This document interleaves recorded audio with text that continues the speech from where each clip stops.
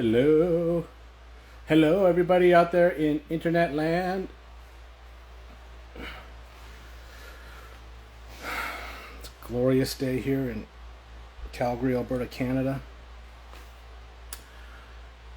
Give everybody a few minutes to join in for the fun. Hello, Central Firm. It must be Matthew. Matthew, how are you? It's 3 o'clock on the nose. And there's my man. I'm going to invite him. We can do this.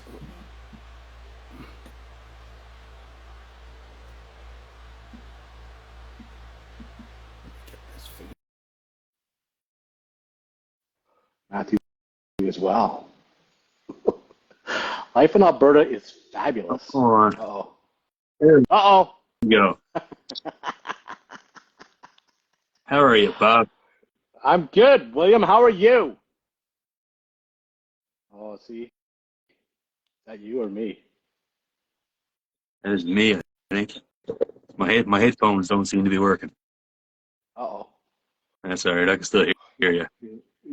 You sound fabulous. I try. Are you in the basement? You're in the basement. No. You were in the barn, so I had to come out to the shed. Oh, you're in the shed. Fabulous. Yeah, headphones are working. Yeah. There we go. So it's a little bit more peace and quiet out here, right? Yes, that's exactly what the barn is. People have man caves. I have a barn. You got a shed. Yeah. I got a shed. Fabulous. Yeah. So wood shed / abundance of just jammed in shit. You know what I mean? Like, it's what you get in paradise. So. Yeah. Where is paradise for you? Tell me where you are.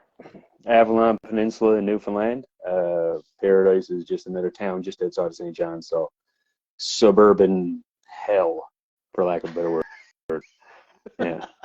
Not much in ways of a barn in my subdivision. You know what I mean? No.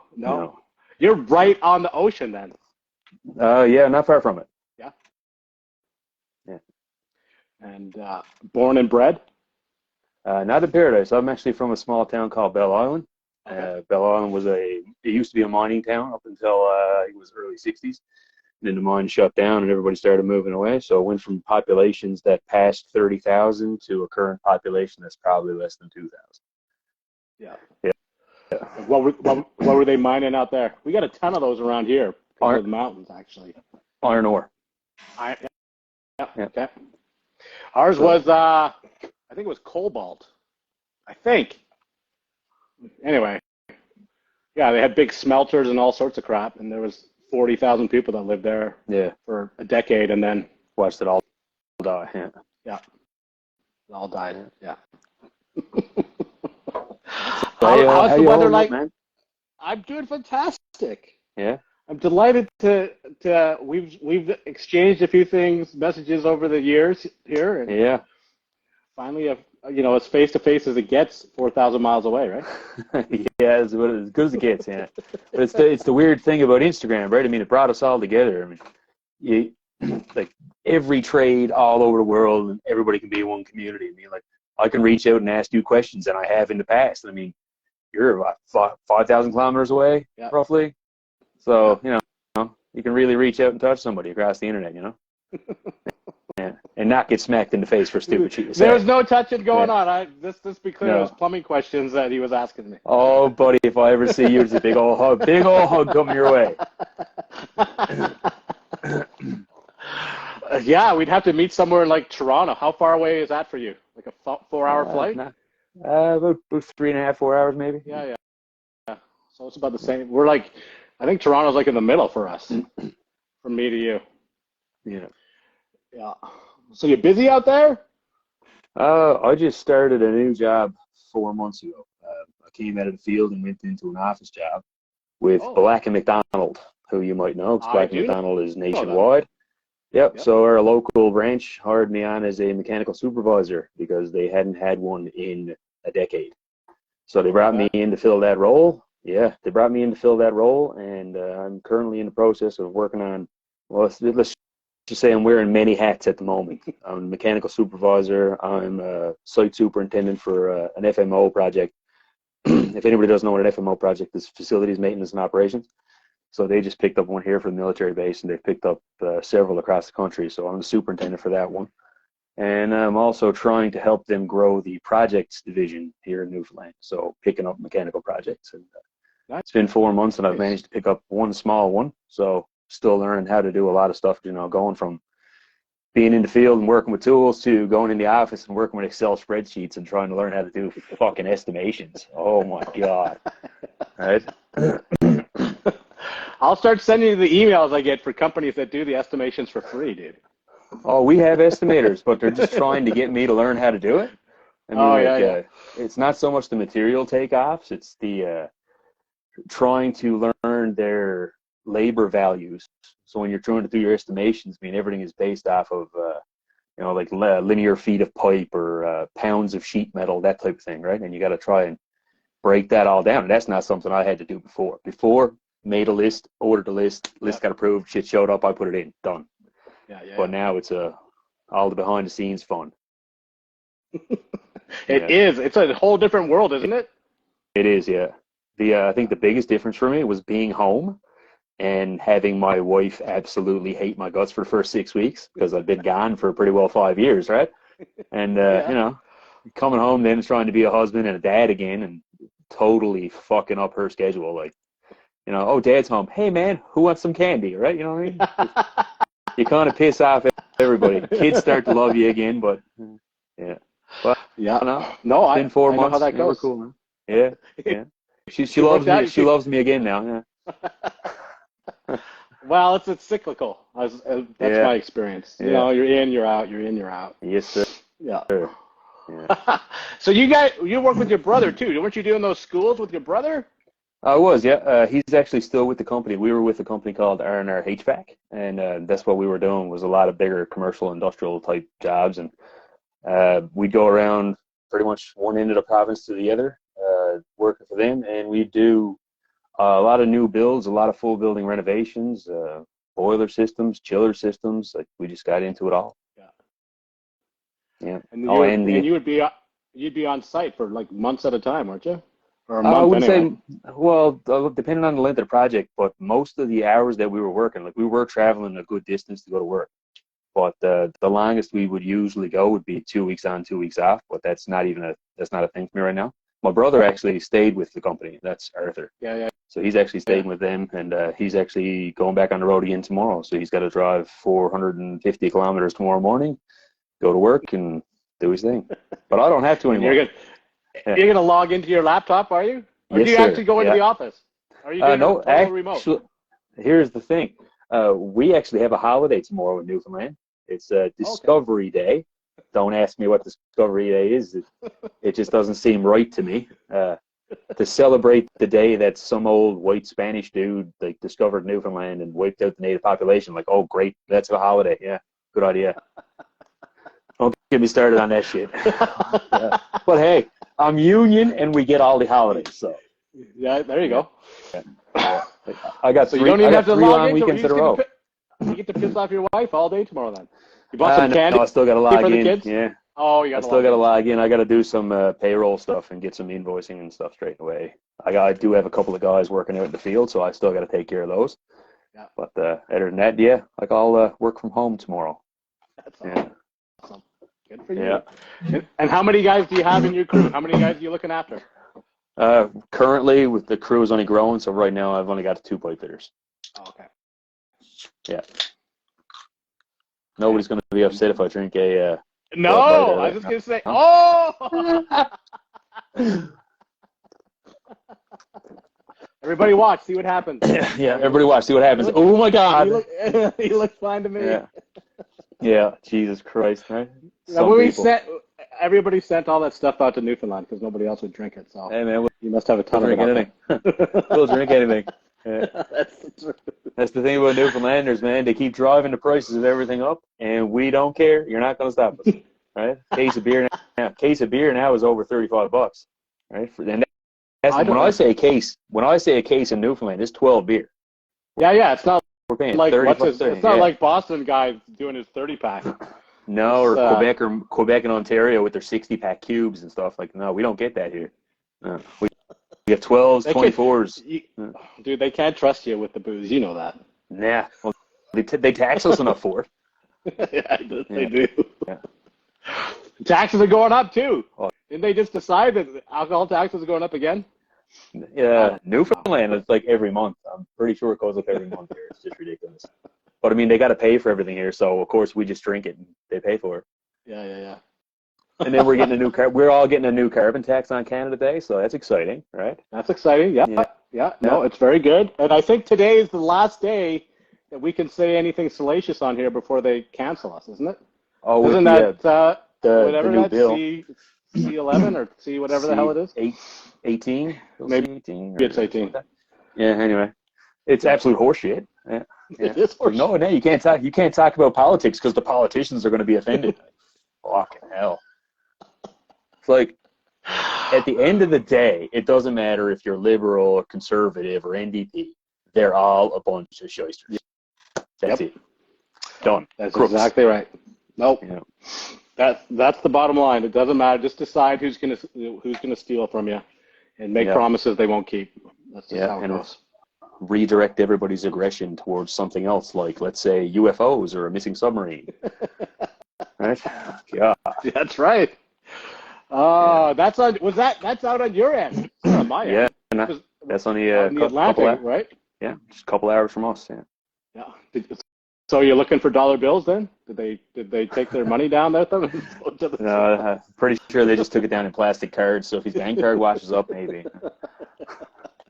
That's shocking. I really shouldn't have made that joke. That was a horrible situation That was a horrible situation. At least for the kid, like for the kid that was on the boat, man. Like the kid. Yeah, he didn't even want to go, but no. I mean, you got a bunch of rich dudes and they're like, hey, man, let's fuck around and go find the Titanic, and they found out you don't fuck around. Yeah. It's the meme for that thing has just been awesome, though. Like, they're hilarious. Yeah. It's like, did you see the one with the picture of the Xbox controller? Yes. Right? Like, everything gets completely destroyed, but here lies the Xbox controller. It can withstand depths of I think it was about 375 atmospheres, but it can't withstand your 5 miles or something. Right? Yeah, exactly right. Well, my 5-year-old boy goes through Xbox controllers like it's going out of style. Yep. I'm having 2 boys myself, as you know. Those guys burn through those things. I'd say when they're not dropping stuff out of ceilings. Yeah, exactly right. That was one of the funniest things I've ever watched. That was my fault. I'm like, man, it'll hold. Like, whatever, let's just get it up there so we can get this job done. Yeah. And, that's a disaster. Yeah, it was pretty funny. Yeah. Nobody got hurt. Everybody lived. Nobody got hurt. Everybody was out. It was just it was that moment, we've all been there. It was like that 3 seconds where you're like, okay, everybody's okay? All right, well, then we can laugh about it. There's just a dent in the floor and a wrecked hot water. That's Peter said. Yeah. Are we gonna reuse that tank? I'm like, are you kidding me, man? Hell no. that thing is out in the scrapyard right now. Yeah. Beat to pieces. Take it back to the wholesaler. This thing was defective. I don't know what happened to it. But, it looked like you were pulling it out of a truck. Yeah. It's shaking. It sounds like the solid glass is broken. Oh, yeah. I went to a wholesaler one day and picked up a bunch of toilets for a new house. Myself and the brother pulled a van around the back. We were picking up all the fixtures, like toilet in. Next thing you know, is guy that works at the wholesaler picks up a toilet and he literally gives it to toss into the van, right? Yeah. And we all heard it, and we just turned and looked at him, and we turned and looked at him, and he was like, "That was broke when it came off the shelf." And I was like, "Okay, right?" It's like, "Yeah, I'll take 3 new toilets now." Yeah. That's the story, right? Oh man, I had another one. It was an American Standard floor-mounted back outlet pressure assist toilet. Pretty pricey piece of gear. Well, here in Newfoundland, it was probably like a $1,700 toilet, right? Yeah. Roughly $800 for the bowl, $800 for the tank, somewhere around that dollar. And I went to the supplier. There was one supplier in St. John's who had one available. Luckily, he had 2 in his store. I went down, bought one, paid for it. The young guy who goes to hand me the bowl, hands me the bowl, puts it up on top of the counter. I take the box, pull it out off the counter, bottom falls out of the box. Toilet straight to the concrete floor. And I just stand there holding the box, looking at him and going, man, that's on you. Right? I was like, I'm not fucking paying for this toilet again. Right? Yeah. And they covered you? Oh, yeah. They covered me, yeah. Okay, Yeah. good. At least they covered you. Yeah. Fuckers. I'm just Yeah. going through the thing here. Fuckers. So what's the biggest difference? Do you like that? I mean, I guess you're only 4 months in, so is it just the fact that you're staying at home is better, or well, new let's say challenge? it is a new challenge, but like a lot of us, we do a lot of things that we don't want to do, and we do them for our families. We put ourselves out there, and we make the changes, we do the weird stuff, and this is beneficial for my family. For me, I'm growing to enjoy it. Office life is different. An 8-hour day is different.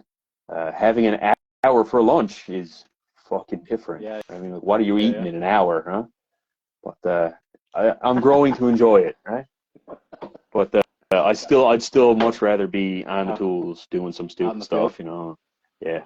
But you know, I'll still get some opportunities to go do some service stuff, and it's nice to be part of something that's growing.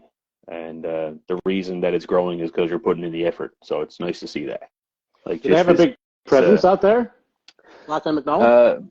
They do. For the most part, it's electrical. They have a lot of electrical work right now. They have some really big service contracts. Plus, with the mines in our area, I mean, we have multiple mines between St. John's and Labrador. We got guys in Menahek right now setting up a mining camp there. We have guys at Marathon, which is a gold mine. They're setting up camp there. Plus, we have service work and everything afterwards for operations and all of that stuff. And we're doing all the mechanical for that. We've got, Labrador. We've got Voisey's Bay, Lab City, Wildbush. We got guys everywhere. There's like probably a few hundred people working right now.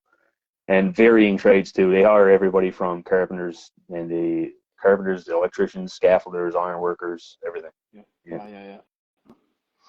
That's awesome. They were really big out here for a while. I don't know what happened to them. They sort of disappeared off the map, but they're back around. Yeah. We're not a big union province, so we don't. Other than unless you're working for the government, then that's where the unions are. But nobody else really uses them per se. Yeah. So Black and Mac's fully union, right? What's that? Yeah, you guys are, right? They're fully union. Yeah. Which is pretty good too. So I sit in an office and get paid. I get paid under the industrial foreman scale, so I'm getting paid pretty well to sit in an office. Yeah. If I was in Alberta, I'd be doing a lot better. The much lower payroll tax. Yes. But, that's a sore spot for us Newfoundlanders. What do you guys pay for payroll tax? 35%. 35. You're kidding me. I wish I was. I'll send you on the side. I'll send you a screenshot of my pay stub, and you can have a good laugh for yourself. Oh my! I feel that's ridiculous. I mean, I hate the government, and we are one of the lowest. Our province has the least government interference, I would say, but still. Yeah. When those guys raise their head, I'm like, I hate you guys. Like, all you do is create problems for me. Yeah. But hey, man, some people got free dental care now, so that's cool. Well, that covers all the kids too, right? How many kids you got? 2. Yeah. And my kids are still young enough where our own provincial health program covers most of their stuff anyway. And then, of course, being union, we've got pretty good insurance too. Yeah. No, that's awesome. Well, that's what you got. I won't lie to you. That's awesome. That's a big sort of load off. It is, yeah. Kids are looked after from that. It is, yeah. From the medical and dental point of view. Oh yeah, all of that stuff can be quite the financial burden. Yeah. Yep. Yeah, and the problem with that stuff, as you know, is it shows up instantaneously, right? Oh, Johnny fell off the porch and broke all his front teeth. Oh yeah. My little fella right now, he just lost his first front tooth, and of course he finished kindergarten this week, so now he's got one big fucking tooth gone right here, and he's walking around the house looking like a hockey player. And he's right on this kick right now. Do you remember the LMFAO song, I'm Sexy and I Know It? Man, Yes. I'm telling you, he'll be sitting up and living, the next thing he knows, he's like this, I'm sexy and I know it, right? And he's 5. And I'm like, man, oh man, give it up, buddy. Right? Yeah. They'll make you old. Oh my God, I'll be laid on the couch and he'll jump up on my chest and go, hey Dad, watch this. And he'll turn around and twerk. And I'm like, what are you doing? This is too much YouTube, man. Yeah, we never had that growing up, man. You gotta, yeah, we had MTV that I was allowed to watch like on Saturday afternoon for like an hour, if I was lucky. Yeah, we never even had cable, man. I never had cable until I was about 10 or 12 years old, I think. No, I literally left the house and my father bought a satellite dish for the family. And I remember being pissed because I had the 3 channels and 2 of them were the government channels. Yeah. And one of them, it was like Coronation Street or some BS. I can't even remember. Everybody had CBC and your local cable channel. I mean, we had it was NTV here. So we had CBC and NTV, and you go over and turn the dial, and you either had channel 3 or channel 5. That was it. That was it. Yeah. Yeah. Didn't take long to flip through the channels. Nope. All right, I'm going outside. and now, oh man, now you can't even, like, if you're going to sit down and do the whole Netflix and chill thing on a Friday night, man, you got to dedicate an hour to taking out a movie, right? It's like, yeah. It's like it's replaced the Blockbuster run. We used to go to Blockbuster for an hour. Yeah. Shop the whole thing. Finally, fight about it and pick out one, and then it's very disappointing that the kids are never going to experience that, right? It's true. It's like libraries, but I mean, like, you look at half the 20-year-olds right now, they don't even know what a freaking library is. Listen, they just spent $300 million on our library downtown. Yeah. They're incredibly proud about it. I'm like, who goes to the library anymore? Like, legitimately. Yeah, I have a library in my hand at all times. Right? Yeah. It's a really good thing. With everything going digital, you're just like, okay. It's just and it's literally turned into a bit of a homeless hangout because that's, it's very nice and there's lots of good-natured citizens around there that help them out, but I don't know how many I would be interested to know sort of what their attendance is other than lots of schools go there and stuff, obviously, for field trips and whatever. Yeah, how many people actually hold a library card, right? Exactly. And like you say, I remember when we went to the library, it was learning how to use the frickin' Dewey Decimal System, which nobody even, like, my kids don't even know what that word is. The what? Fuck, you're old, man. Holy shit. Learning how to use the Dewey Decimal System. Holy fuck. I remember flipping through those stupid cards, man. You learned that on an abacus, didn't you? You had your abacus there with your little slides? Pretty frickin' close, man. Yeah. That's the honest truth. Yeah. Pulling that thing out. Anyway. Oh, yeah. I remember going to the library in high school and doing like research papers in grade 12 and stuff. Going and like physically researching things in books. Going through the old microfilm thing and like you put the little microfilm cards in and you sit there and slide. Like, I remember that, right?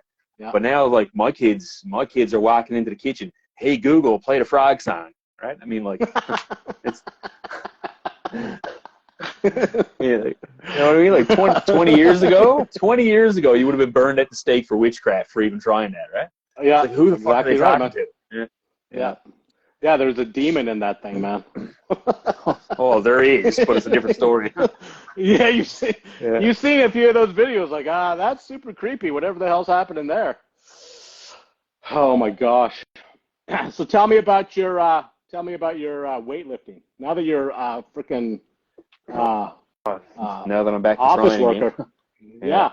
Well, that was half of what spurred it, man. Like, I came back off the road, and I usually walk around at about 275. And I came back off the road, and I was at the office, and I was eating lunch every day, and I was like eating supper, and then going home and eating more, and then sitting down in the evenings and eating. I go into work in the mornings, and I'd eat again. And it was just like, I stepped on the scale one day, and I hit 290 again, and I was like, no, can't do it. Like, I'm sat around the office, I'm losing whatever bit of strength I had.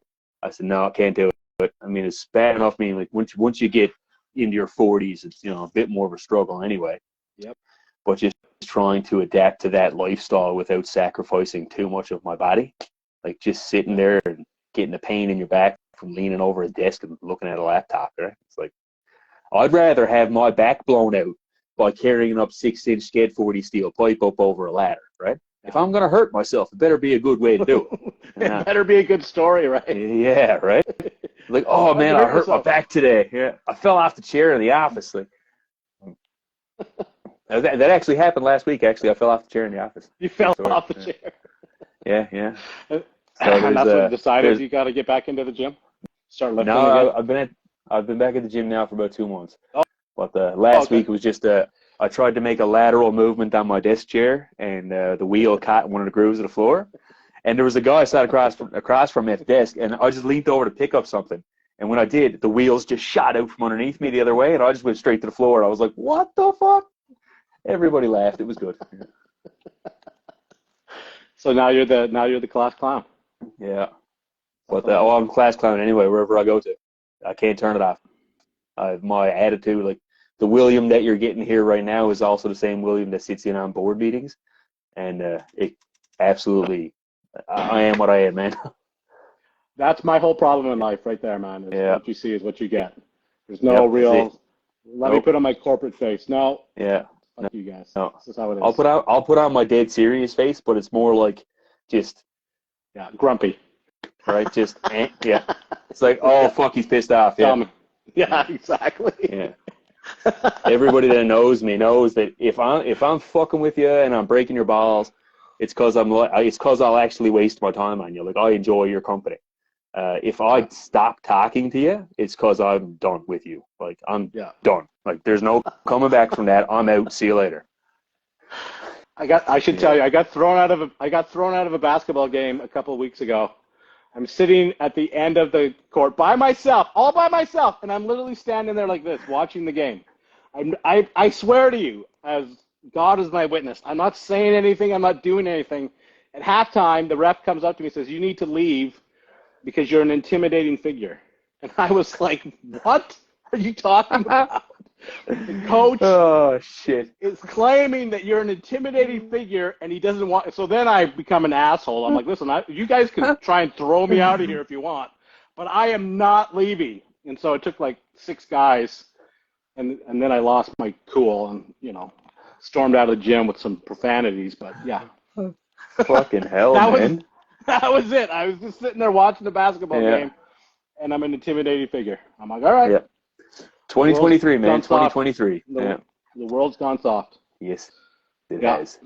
I don't know what you do about it, but so part of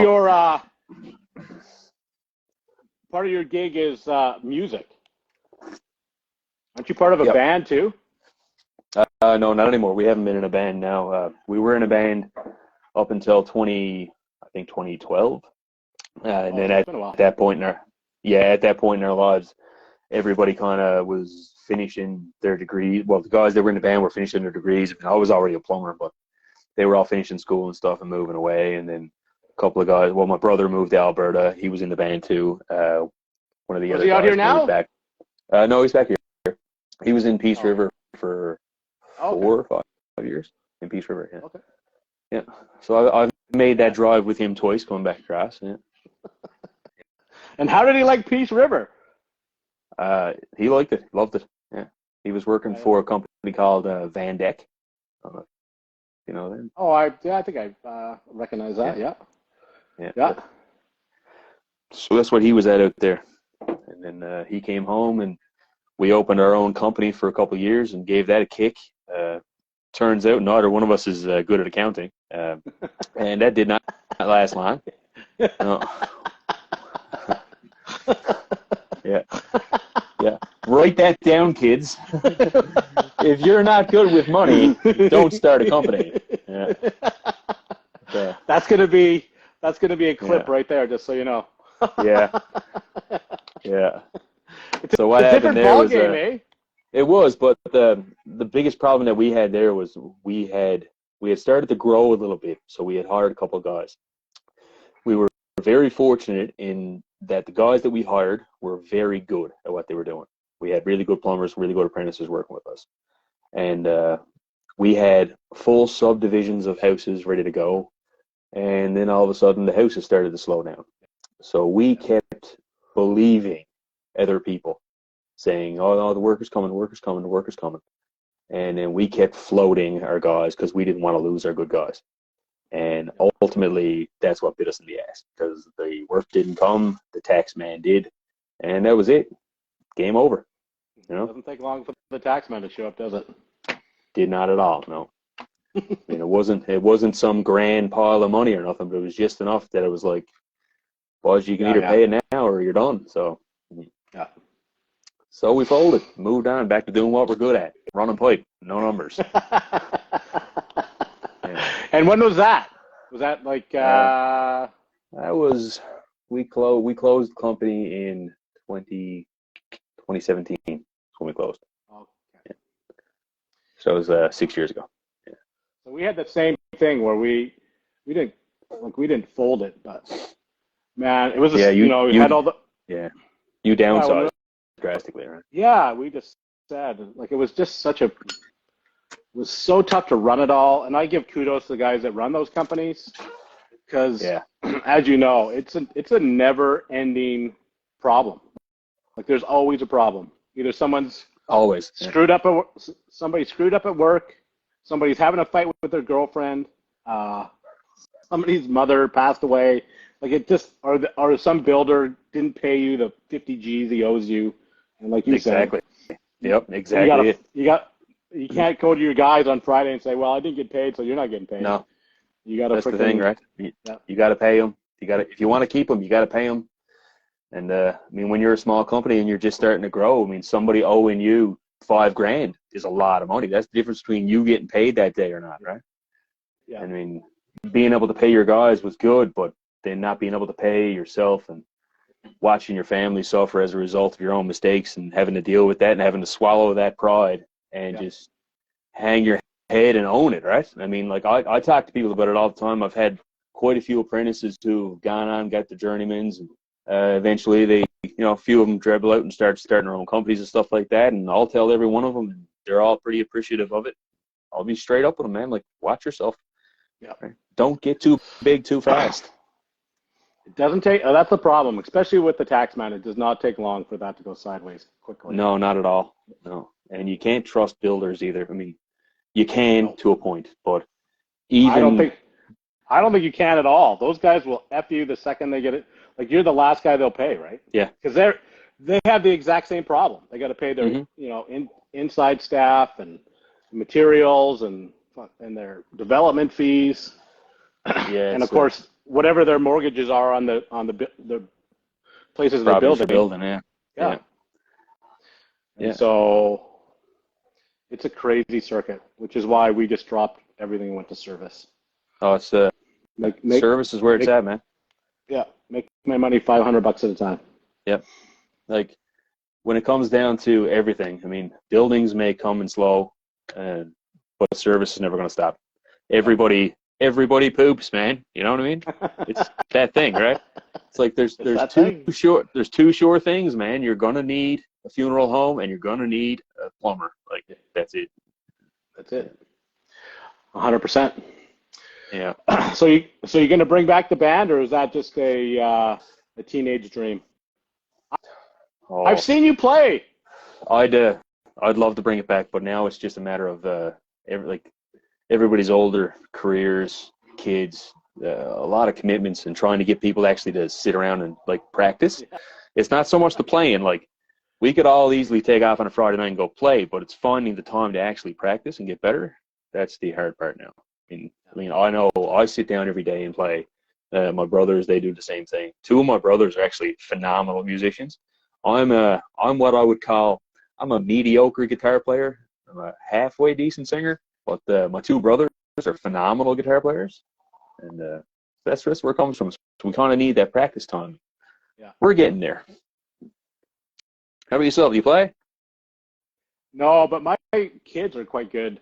Yeah, Pete's he spent a lot of time at it. I never really got into that stuff.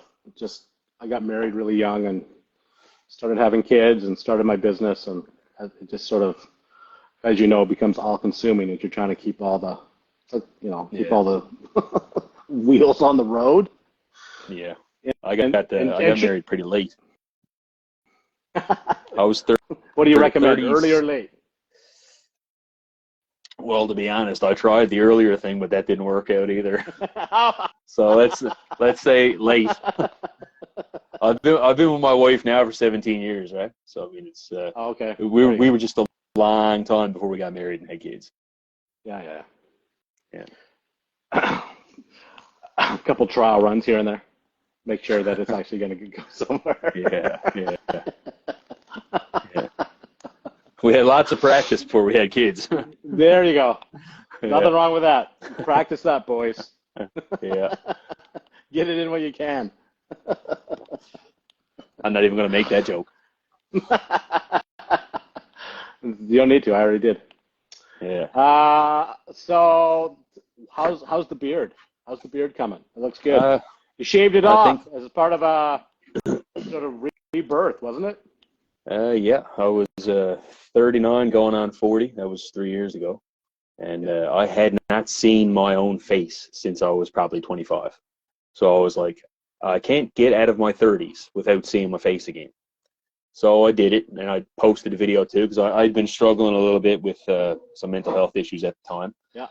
And I was getting pretty down on things. So I said, you know what? Fuck it, I'm doing it. And I came home from work one day, and I had been thinking about this for probably a month.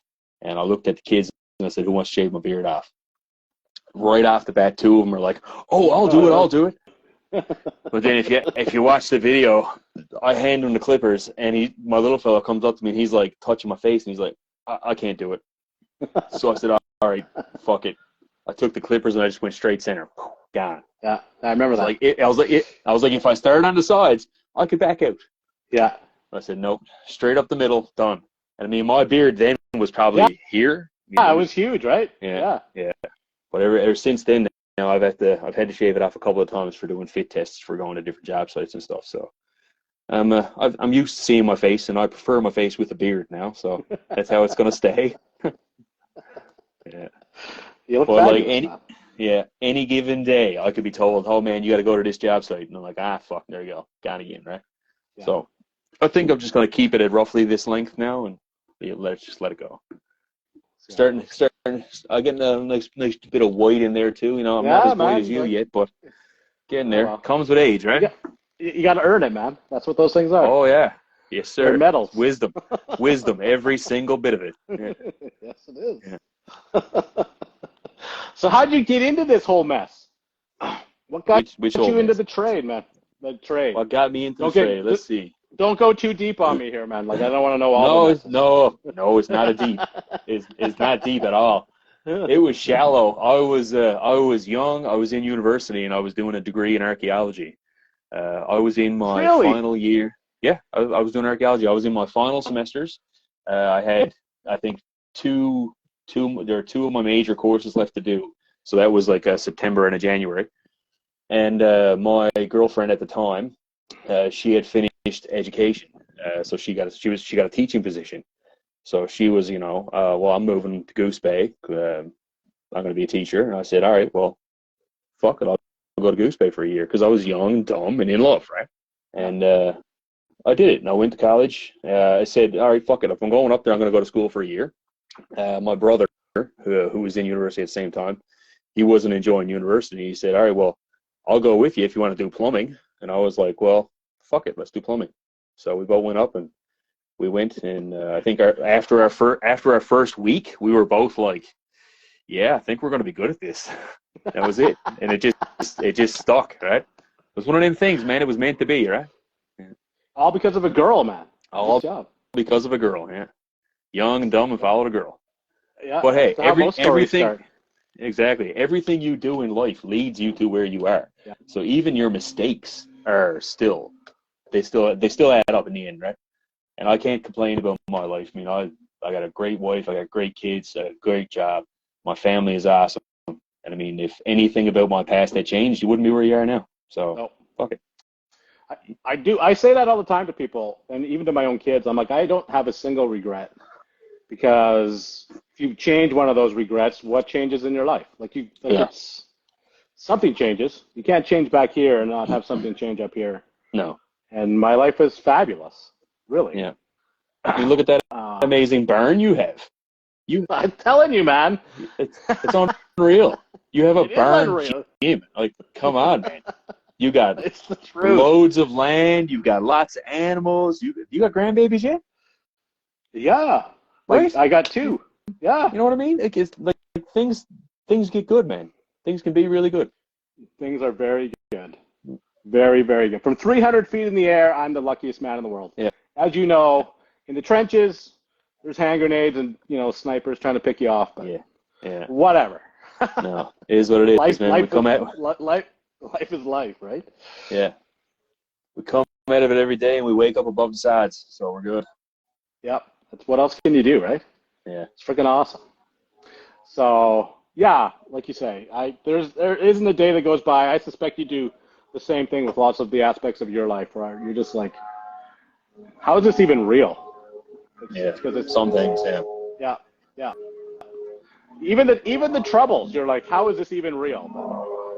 Oh, yeah. It gets to a point where you look at all the shit you're dealing with and you're like, is this just a fucking movie? Like, is somebody writing this stuff? Because it just can't keep happening like this, right? I mean, like, you're down to your last dollar and you're like, oh, man, I need to get a job. And next thing you know is you get a job, something happens to your car. Like, oh, fuck, man, now I'm down $2,000. And next thing you know, somebody offers you a job for $3,000 and you're like, whatever. It's literally... Yeah. It's the truth. I can attest to that very thing. In fact, I remember when we were in the thick of it, running the business, like it'd be like Wednesday. I'm like, dude, I need like $60,000 by Friday to make payroll and all the shit. And there's like, $18,000 in the bank. We are effed. And sure enough, somehow, by guess or by golly, Friday morning, guess who just paid us? $58,000. I'm like, holy fuck. Yeah. Yeah. It's wild. I'm going to start asking for $1 million because I say I need $60,000. I get like 59.2. I'm like, I just have to make up $800. I could do that. Yeah, it's wild how it works sometimes, man. Yeah, it's freaky, right? It's like you say, it's like somebody's watching. It's like, I'll just give you what you asked for. Yeah. Maybe we should ask for more. You should, definitely. But I mean, at the end of the day, if we were all getting paid what we deserved, it'd be a whole different story, right? I don't know what it's like out your way, but like the value of our trade here is severely undervalued and underappreciated. But it's like that with a lot of trades here. You got the people with the money looking down the nose at the people with the skills, right? Yeah. So Well, you got to deal with the Irvings out there, don't you? We are dealing with Irving. Actually, we have a couple of fairly substantial projects right now with them. I bet you do. They run Canada basically. A lot of it, yeah. So they got a couple of projects that we got on the go here with them now, and likely a couple of more coming up in the very short future. So I'm not going to say nothing about the Irvings right now. The Irvings are awesome. Yeah. They fund a large part of what's going on up there. There's no doubt about that. Yeah. And but I think, do you think that's changing, that the value of the trades? In your mind, like from a perception point of view, or no? I'd like to say it is, but I mean it's all demographic, right? A lot of the older population still looks down at it, and a lot of the younger population now is starting to see the value in becoming a skilled trade worker.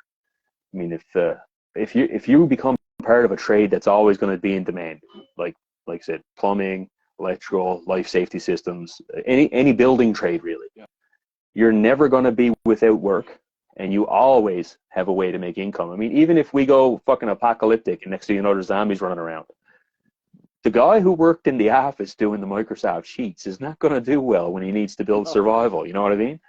But when it comes down to everything, at the end of the day, people with the skills, I think it is growing. It's becoming more appreciated. But there have definitely been times in my career, and definitely in yours, where you've felt that eye staring at you. Oh yeah. I feel it now. the biggest compliment, backhanded compliment I get, even to this day, like people will come out to the ranch, and they'll be like, "What do you do?" I'm like, "I'm a plumber, man." Like, what kind of plumber are you? I'm like, "I'm just a regular fucking plumber that just works every day. I don't take holidays. I just get up in the morning and go to work." Yep. No, man, you got to, like, what's the deal? I'm like, there's no deal. Yep. I'm like, you're a dick because you think I got some drug cartel going on down here, or I'm selling women, or I don't know what you think I'm doing. Yeah. But it's literally, I fix boilers and clean drains, and what else is there? That's what I do, man. And I know how to fix things. Blown away. They're blown away. Yeah. They just have you in that box, right? Like, this is what.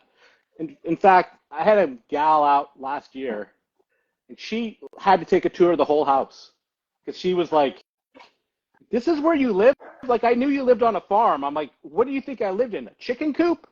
"Well, no, but." I'm like, "Oh, a chicken coop with cabinets is what you thought." Yeah, she thought you lived out of your van, right?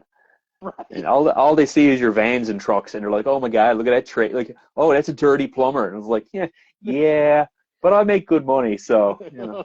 Yeah. We're doing all right over here, lady. Yeah, we're not bad, right? Yeah, no, she couldn't she couldn't hold her, like, the poker face was gone. "Can I take a walk around your house?" I'm like, "By all means, stay out of the bedrooms, though. There's nothing good for you in there." Yeah, for God's sake, stay out of the bedside table drawers. You got that right, brother. Yeah, and if it buzzes, don't pick it up. It's not a toothbrush. Don't touch it. Walk away. Just walk away. What's the funniest thing you've ever done plumbing? Funniest thing I've ever done plumbing. Ever found, like, one of the funniest encounters you've ever had at work? Oh man, my favorites are always the single women that hit on you. They're my favorites. Yeah. I walked into a gal's house once that she had all the sex toys out. Like, she was ready to go. Yeah. Oh boy. It was in an apartment building, and she's like, "Hey, I'm like, listen, I'm gonna let you clean all this stuff up, and I got another call on the third floor, and I'll be back down in like 5 minutes." God. "Oh, really?" I'm so embarrassed. I'm like, "Listen, it's fine, but I'm here to fix your plumbing. I'm not here to rail you. I'm sorry. That's just not how that's gonna go down." Oh man. Yeah. And unfortunately, I have like 6 of those. Like, it's crazy. Yeah. I've had a couple of encounters. Nothing happened, but it was just like the very obvious. So my husband works away. I'm lonely. Give me attention type feelings, right? And it's like, holy Jesus, lady. Like I'm trying to change out a shower cartridge, and she's like, one of these on your back, right? Yeah. Like, you know what I mean? And it's like, why are you stood right here, right? Like, are you going to hand me the Allen keys, or can you please remove your nipple from my ear? Exactly. Yeah. I need some space here, lady.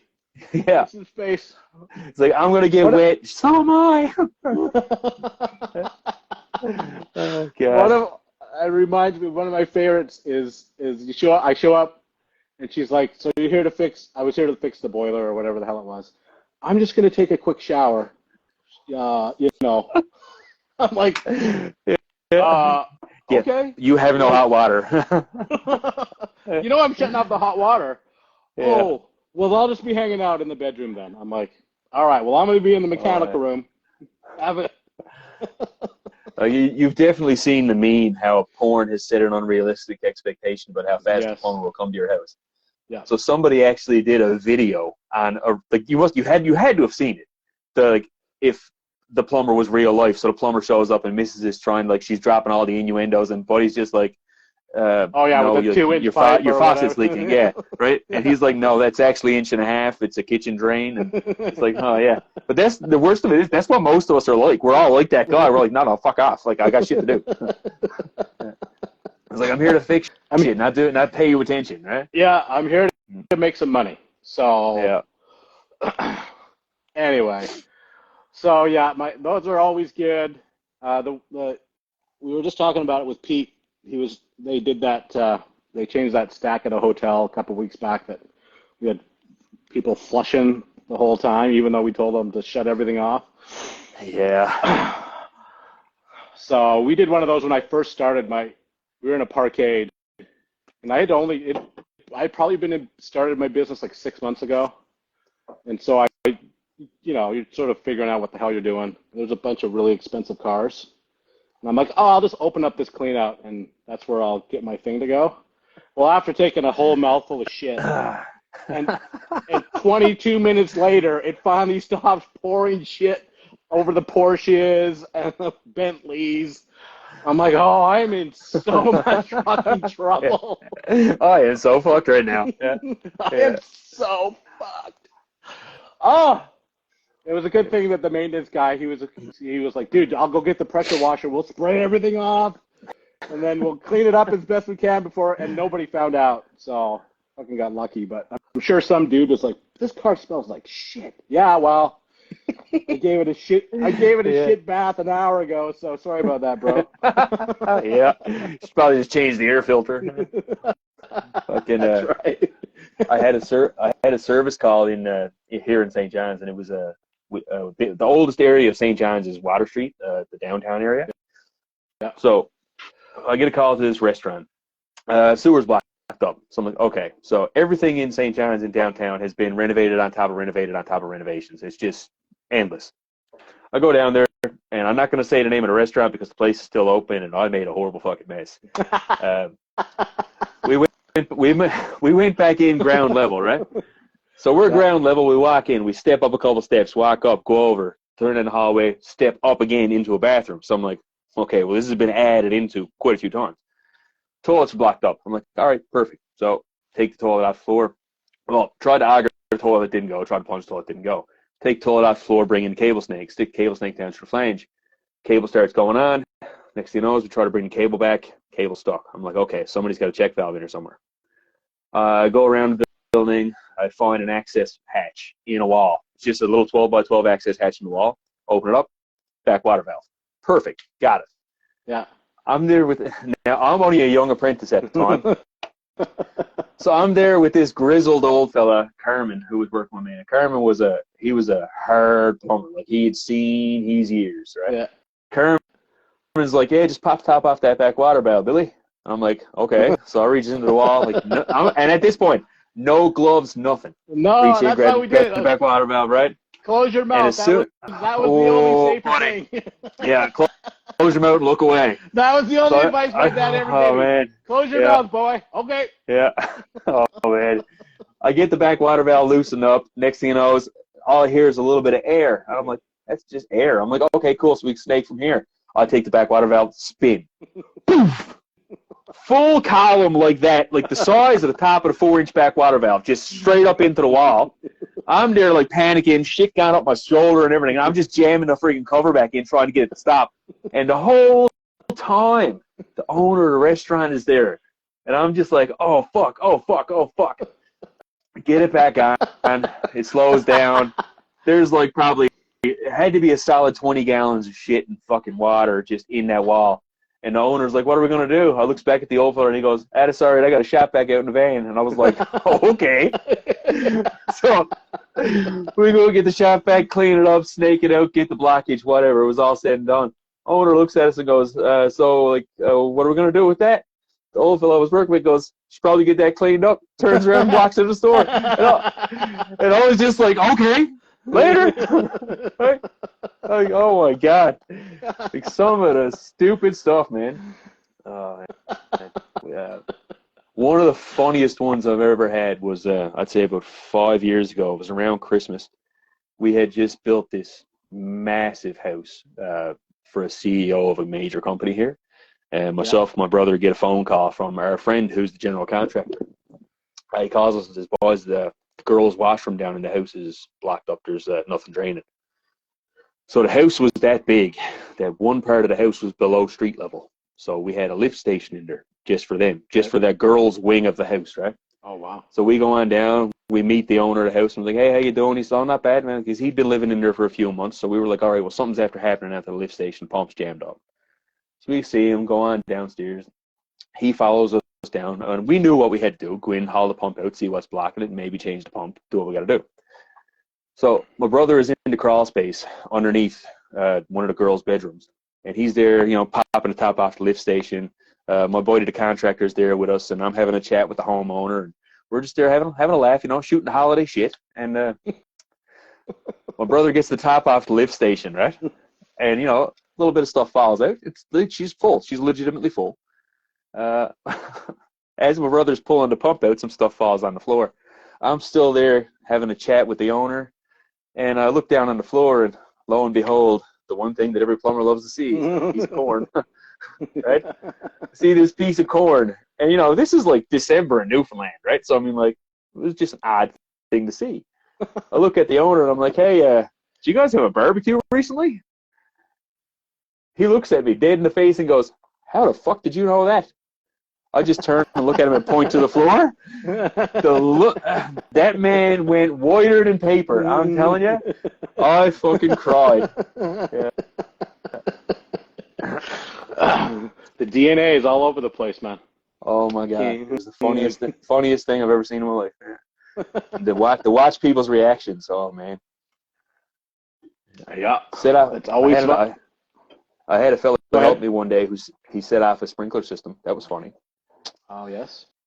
Yeah, that was with the torch, or did he snap it off? No, he dropped something and hit the dry system. Oh, so yeah. he hit the bleed off valve on the dry system, set it off. The alarm went off, lost all pressure. Like, it was a good laugh. But that was my own fault. Me being the grizzled asshole that I am, I had a service call to a local gymnastics school, and this school, the entire building is below street level. So there's two massive lift stations in the building, and lift station's jammed up. So before I even went over, I knew what it was. It had to be feminine hygiene products. Yeah. Friggin' pumps were jammed 100%. off. So I go on over, and I got this young fella there with me. And I was working at a multi-trade shop then, so he wasn't even a plumbing apprentice. He was a friggin' welder. So he was not prepared. He was not prepared for what we were about to see. So I hauled the top off the tank, looked down, and oh man, you could see it sewer moist as far as you could see, right? So I reached down, I disconnect the pipe, I pulled the pump up out of the hole, and I'm there stood up with the pump like literally right here in front of me, and I'm looking at him, I'm like, hold the pump. And I don't even tell him what it is. So he just reached over with his gloves on, he starts holding the pump, and I'm there with the knife cutting off tampons and just throwing it in a garbage bag. And the whole time he's just like, man, like, I don't know how you guys do this. This is gross. He was like, what is that anyway? Is that cotton? I'm like, yeah, it's cotton. He's like, where's it all coming from? And he was like, where's it all coming from? And I'm looking at him, I'm like, you know where we are, right? And he's like, yeah. And I was like, it's tampons, idiot. And he's just like, what? Tampons? And I'm like, yes, man, tampons. So I'm a very, very funny, very, very rough guy. Take it to the pliers, pull one off, cut it off. And he was like, tampon? And I was like, yes, man, it's not even an old tampon. And I did one of these. Right? The fucking guy drops the pump. The pump hits the floor. He dropped it, right? Like, he just dropped it and walked into the building. I started laughing. The pump tipped over, hit the friggin', there's the whole control panel and everything, or the headers and everything were there for the sprinkler system. It hits one of the fucking bleeder valves, cracks it off clean. And all I heard was just a rush of air pressure. I run over, pop open the panel, shut off the system. I'm like, holy fuck, alarm is going off. I called the security company, and they're like, what happened? And I'm like, we were doing some mechanical work, and we just slipped and dropped the pump. Yeah. It was like, holy shit. Yeah. Had to go back to the office then and explain to the boss why I had to fix the sprinkler system. Yeah. It's like, well, I made a joke in poor taste. Yeah. Well, you are plumbing, and you are pulling feminine products out of a fucking impeller, so hey, man, it seems like gotta do what you gotta time do. and place. I don't think anything's offside there at all. No, I had a customer once. It was a brand new house, bunch of university students living in it. They called and said the toilet was blocked up. I mean, they'd only been in this house for like 2 weeks, right? So I was like, okay, something's after getting jammed down that toilet. I'll go on over, pop the toilet off the floor, pick it up, walk it outside because I knew there was something stuck in it. As soon as I flip it over, I see a tampon applicator. Bright pink. Yeah. There. Yeah. Very clearly a tampon applicator. Reach down with the pliers, pull it out, throw it in a garbage bag, look at my apprentice, and I'm like, all right, well, clean that up now, and I'm going to go talk to the customer. Just clean up the toilet, put it back on the floor, we're out. I go back in and I see the customer.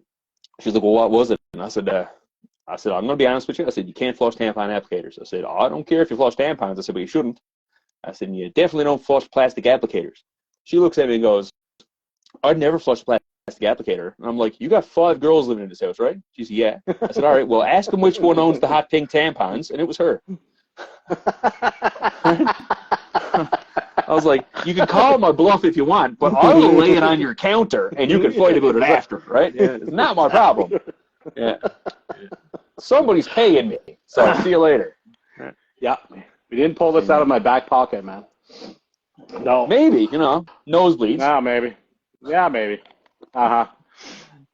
Did you guys have, like, the McDonald's Happy Meals out there back in the day? Yeah. When they gave those stupid little toys? Oh, yeah. Like, those were like gold mines. We pulled thousands of those out of toilets.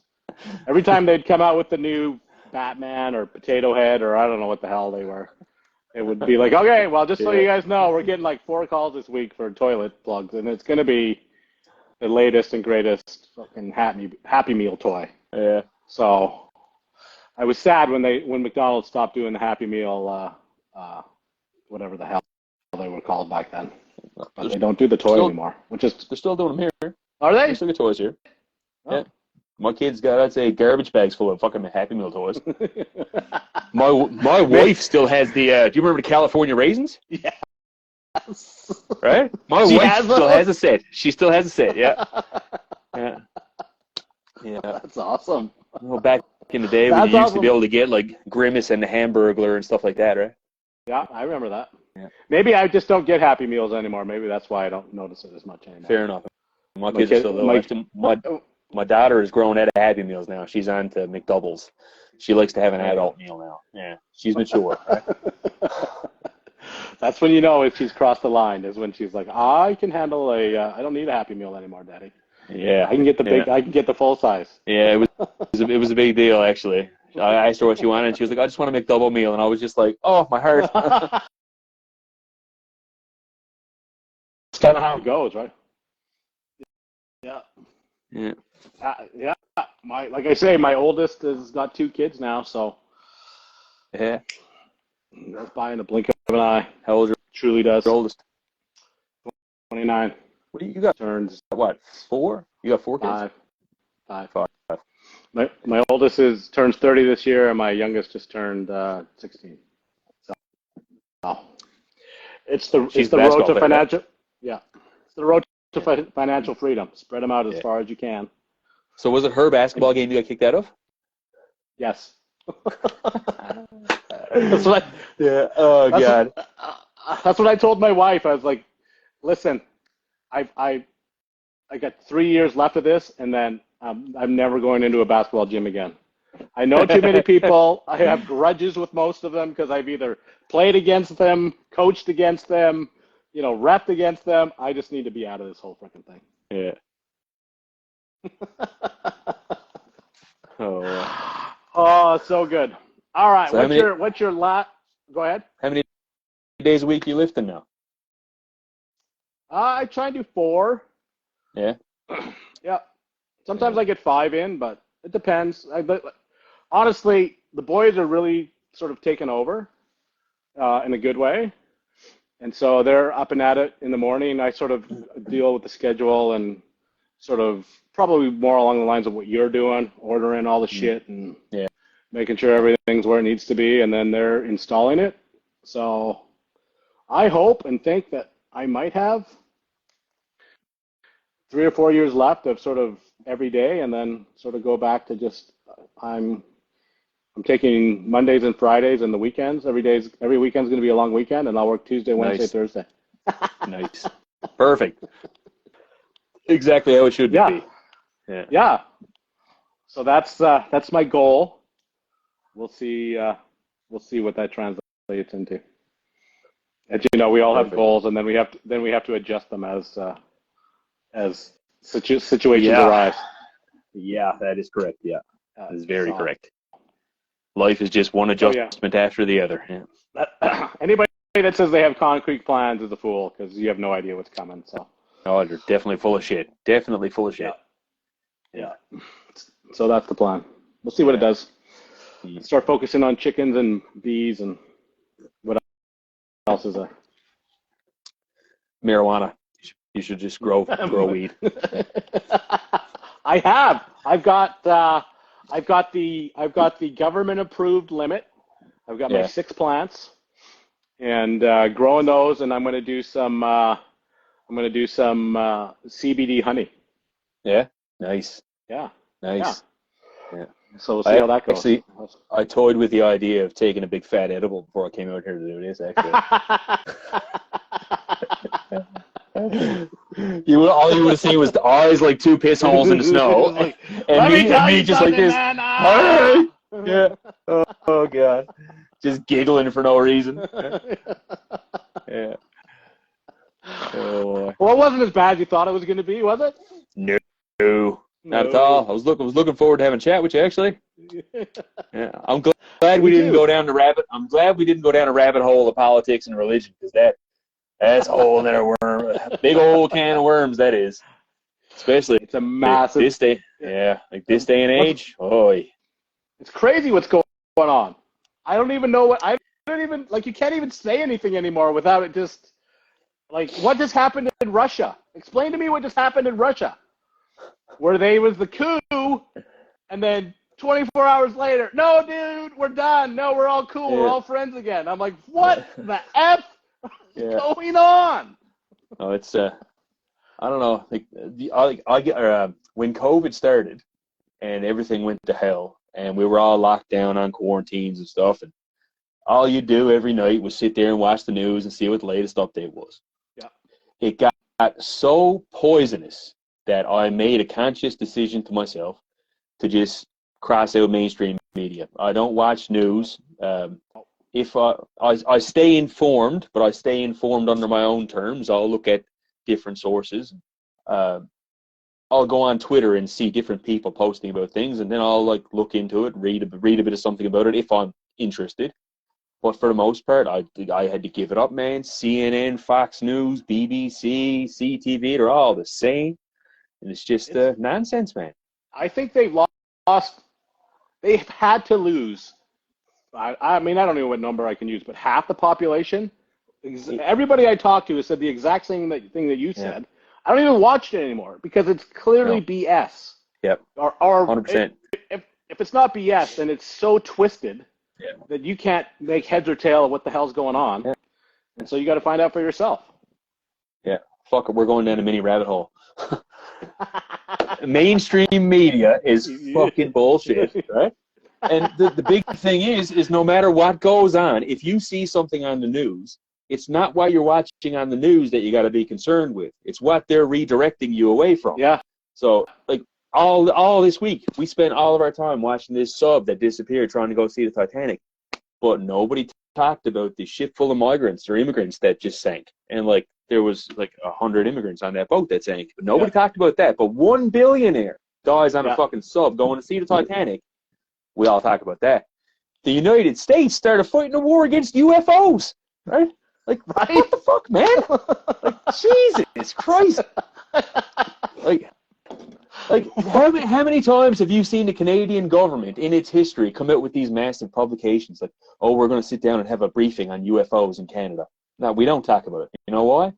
We're not stupid.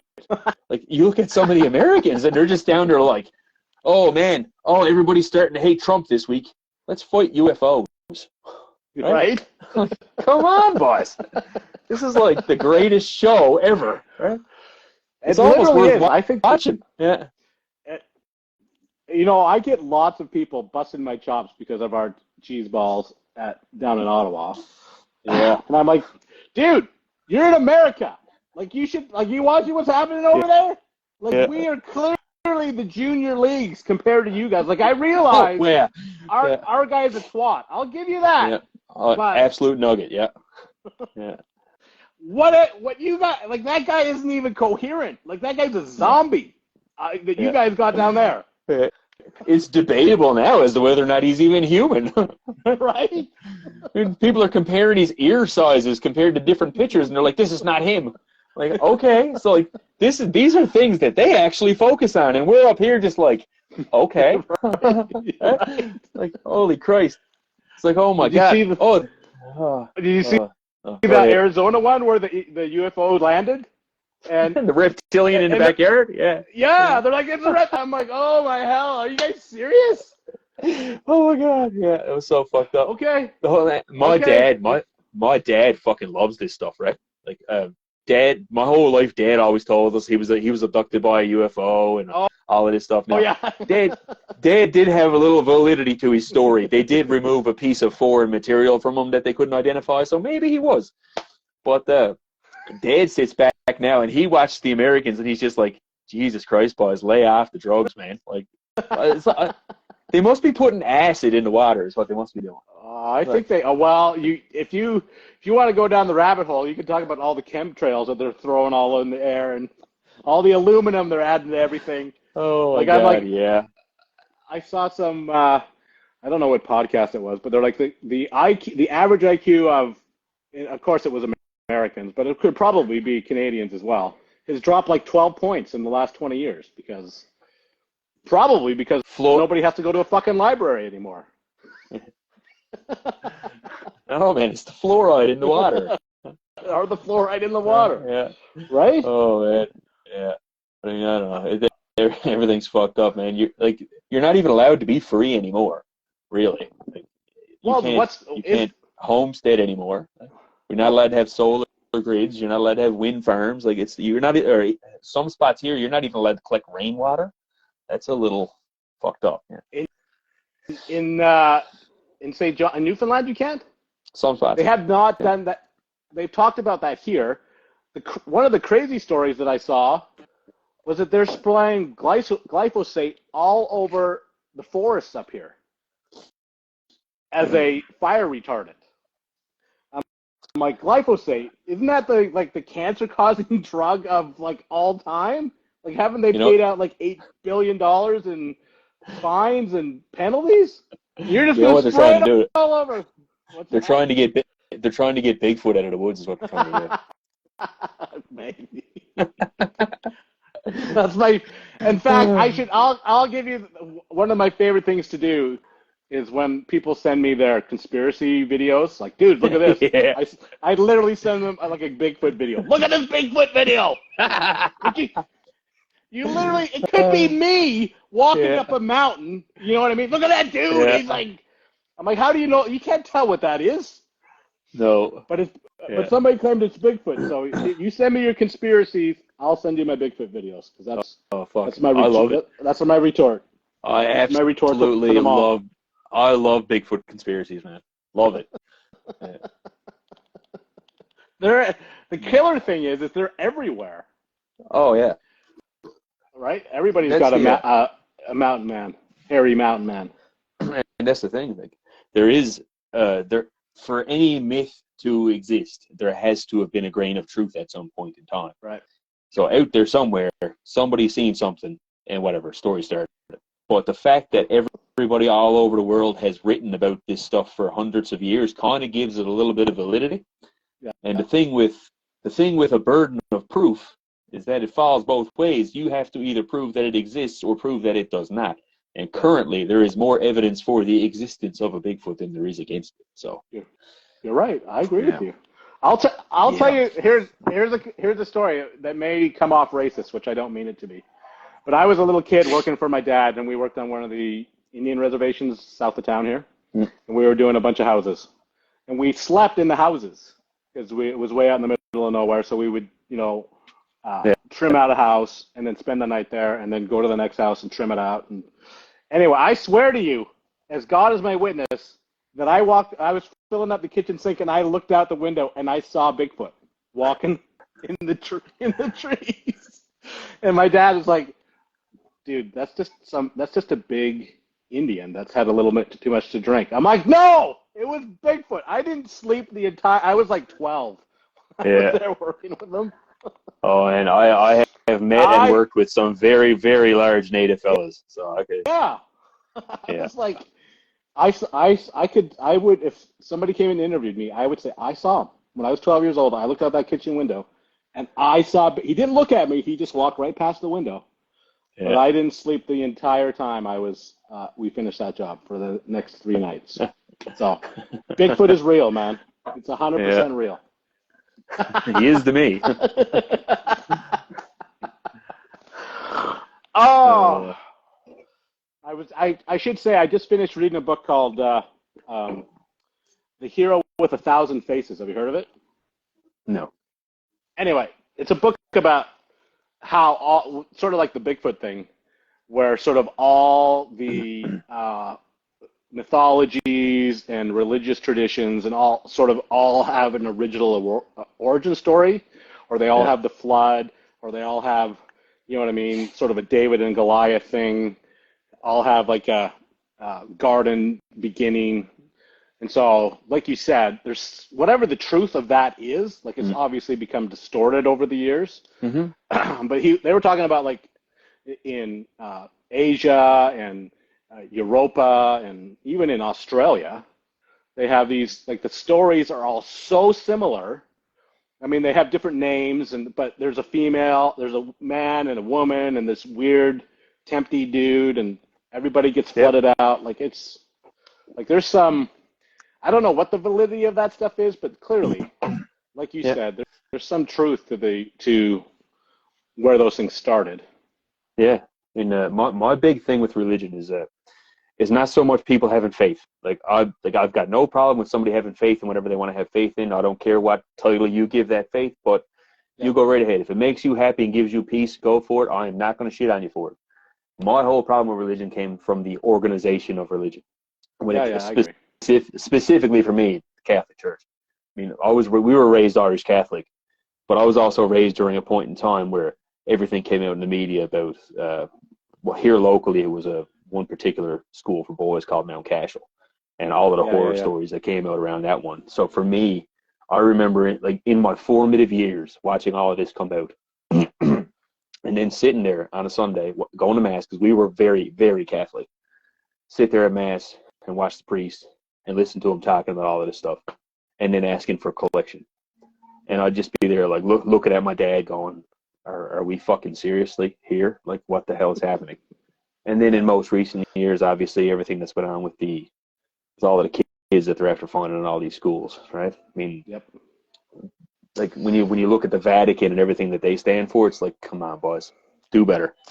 Well, it's true. I think it's a fascinating time to be part of the world, without sounding too weird about it, because I do think a lot of that stuff that's been sort of contained for centuries is coming to light. And like you just said, like people are like, listen, dude, you want my support? Then you have to do fucking better. Like that's the bottom line. Like you just said, all of these religions, they all look, if you follow all of their stories back far enough, they all have the same root. They all, But like, what the fuck happened to them all? They all went off. And I mean, like, you got one religion fighting against another religion just because some king 1,500 years ago decided to write a different version of the Bible so that he could fuck around on his wife. And it was like, exactly what it is, right? Okay. Like that's exactly what it was. Yeah, He's right? like, it's like, what the fuck, man? Yeah. I'm sick of this chick. I want to hang out with this chick. Dude, you can't do that. F you, I'm writing my own religion. Okay. Like, I can get a divorce. Fuck you. I mean, like, you had a Bible that was written about a guy, Jesus. Let's say Jesus existed in the year 0. 250 years later, somebody wrote a Bible about it. 100 years after that, somebody changed it. And over the course of the years, it just keeps getting changed and changed and changed. But it's like, Jesus didn't walk around saying, hey, I'm the son of God. No, he just walked around saying good shit. Like, hey, man, be nice to each other. Feed people who can't be fed. Take care of people who can't take care of themselves. And now, like, we got a whole fucking world. And like you said, it is fascinating to watch, but a lot of this shit is scary to look at, man. Listen, I'm with you on that we need to treat each other better. I do think, just sort of as a contrary point, that a lot of people just sort of love that teddy bear Jesus, where it's like he just wants you to love everybody.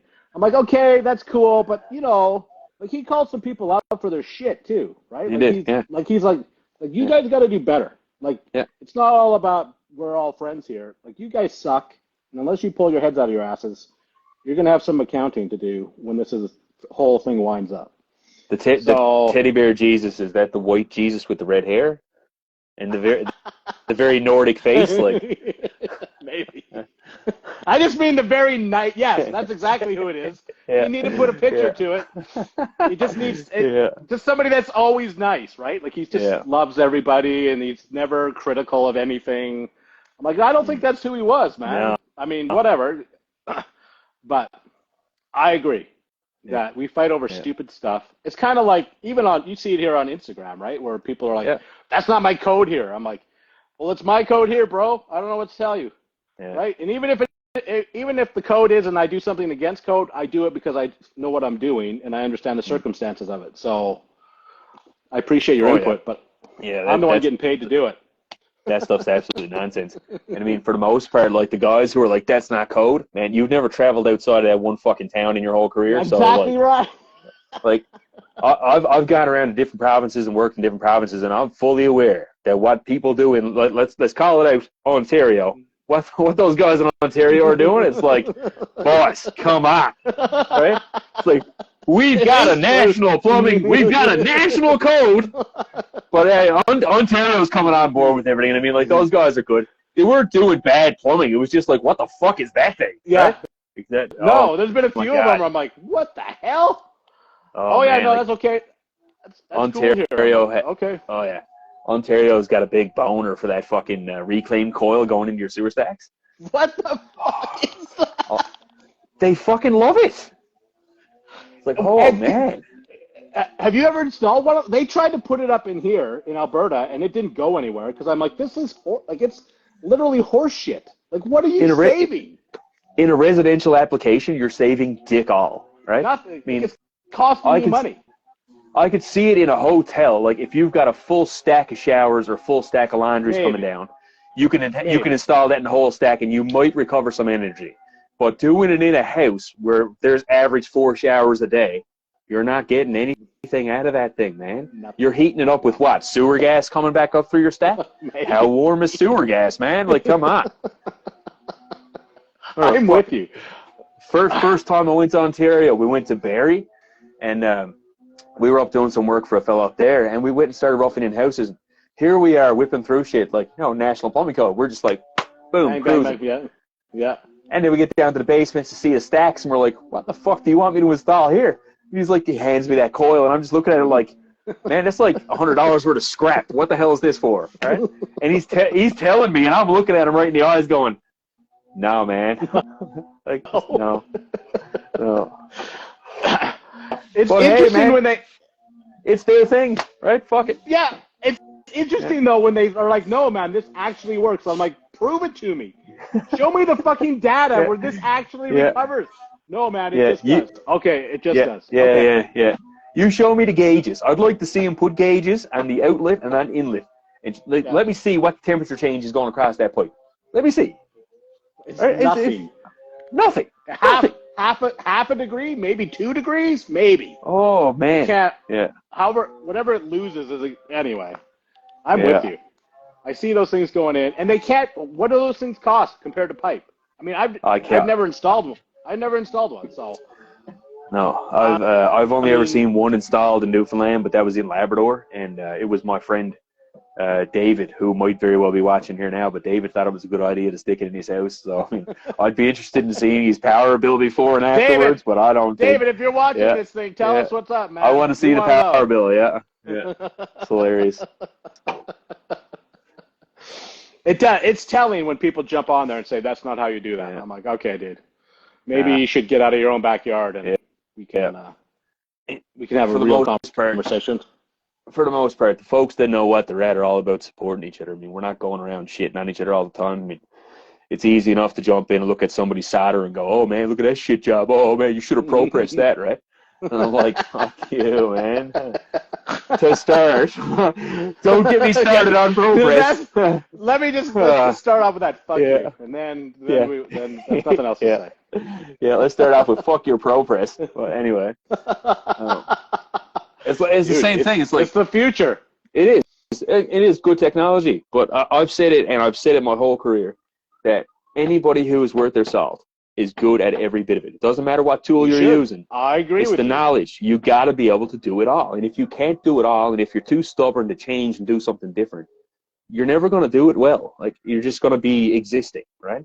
There's always going to be somebody better than you if you're not willing to do it, right? I mean, all ProPress, if I got, like, I'm not going to pick ProPress. It's just a personal thing. I prefer the hands-on soldering.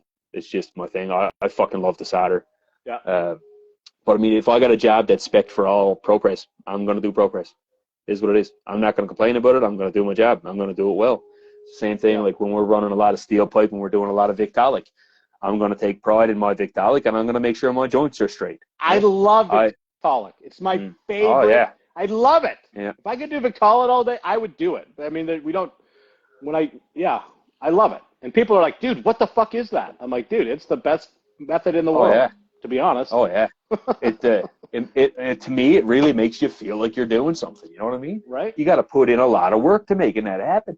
I mean, when I agree. You get into, like, running full lengths of pipe, sure. Like, you see a lot of the sprinkler guys running around with their Skate 10 fucking steel pipe.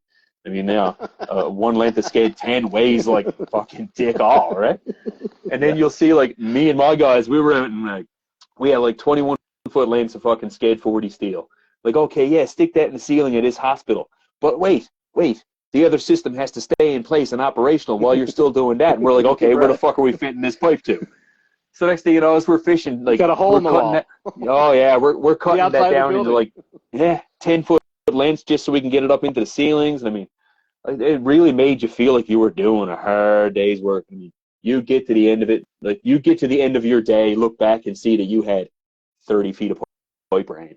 Right? But it took you 10 hours, right? It took you 10 hours to get that 30 feet in there. It's like, holy shit. Man. It's like, oh, great. We only got 1,500 more feet to run, right? We're going to be here for a few more months, boys. Yeah. I love plumbing, man. I don't know what it is about it. I fucking love it. I agree with you. I love that stuff. And I guess that's why. I don't know if I've ever really thought about it, but because you're actually, like, you're working with the pipe, you're manufacturing your own joint. And what I love most about it is I can take it all apart, right? If I have to service something. That's the biggest issue with press that I have is I'm like, okay, well, it's in, sure, it lasts forever, but what happens when the fixture it's attached to needs to be serviced or changed? Then I got to cut all this shit out, right? Yep. It ain't cheap. And it's not, like, it's a fortune. Yeah. No, like, I appreciate the technology, and I appreciate that it does have some very, very fine features. I mean, like, if something's leaking and you can't get the water to stop, sure, press it, get it done. Yeah. But I always look back at things like Betamax. And remember how Betamax was proposed to be the superior product? Guess what happened to Betamax, motherfucker? That shit cost too much to make, and it ended up dying because there was cheaper and more efficient methods to do it. Yeah. And eventually, man, I'm not saying that, like, ProPress is going to die. I mean, clearly it is growing. The fittings are actually getting a lot cheaper, which is nice to see. Because I remember the first time I seen those fittings here, they were like 10 times the price of, say, a solder joint. And now I'm looking at them, and they're very comparable. Ours are still twice, I would say. Twice, maybe 3 times as expensive. Aren't they? I mean, if I buy... They're still more expensive, but compared to what they are or were, they're a lot more comparable. Yeah, they were. Yeah. And that's what kept us out of, unless we were doing a big commercial job that we had to do wet. Yeah. That's just about the only time that we would do the press back in the day. We use it quite a bit now, but like you say, because the price points come down, so it's reasonable again, right? Yeah. I mean, like, like what I said, I'm trying to expand my part of the company that I'm with now.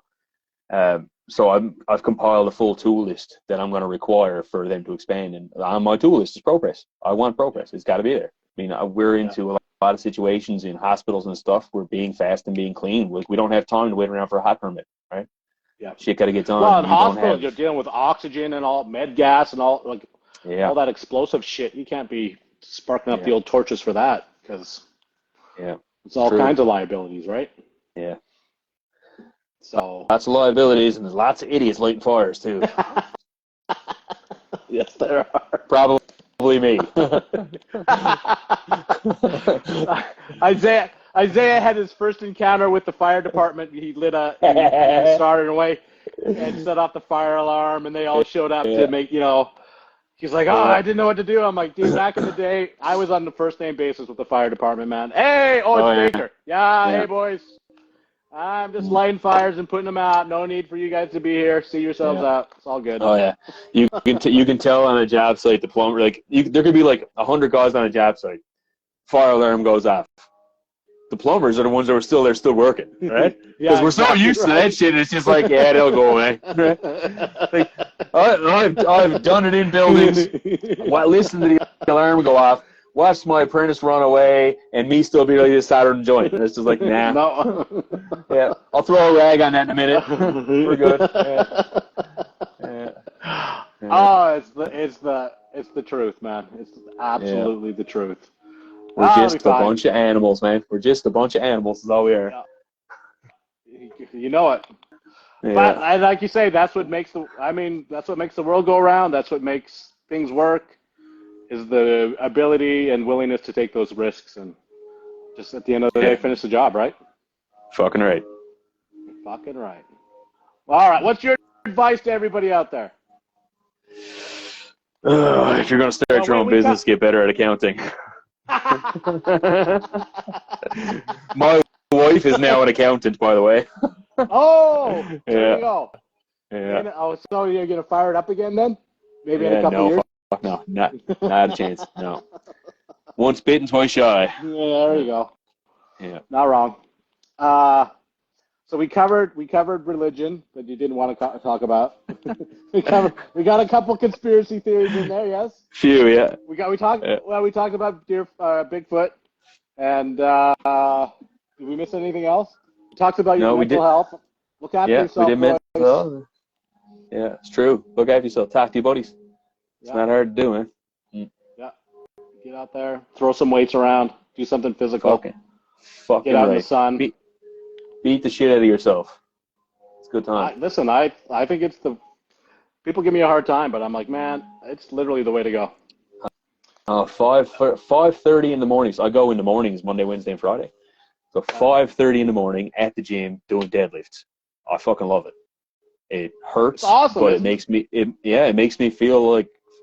feel good for the rest of the day. Like I'm absolutely perfect. You're a different dude walking out of there. That's my experience anyway. If I miss it for a day because we start early or something weird goes on, like by 3 o'clock in the afternoon, I'm angry about something. Yeah. I'm like, it's because I didn't lift today. Yeah. I posted a video the other day and I made the comment of taking my mental pain and making it physical. So like whatever's going on in here, take it, put it on a bar, beat the guts out of yourself, and all of the pain that's in here goes to here and goes to your legs and goes to your back. But I mean, you stop thinking so much about stuff up in here if you just take the time to beat the shit out of yourself at the gym. I'm telling you, man. It's it's therapy. I don't know what else to call it. It is, and it's cheap. And it's cheap therapy, right? Yeah. As far as I'm concerned, it's a lot cheaper than drugs. Hear that, kids? Yeah. Gyms are way cheaper than drugs, and you feel better. The only deterrent is drugs are expensive.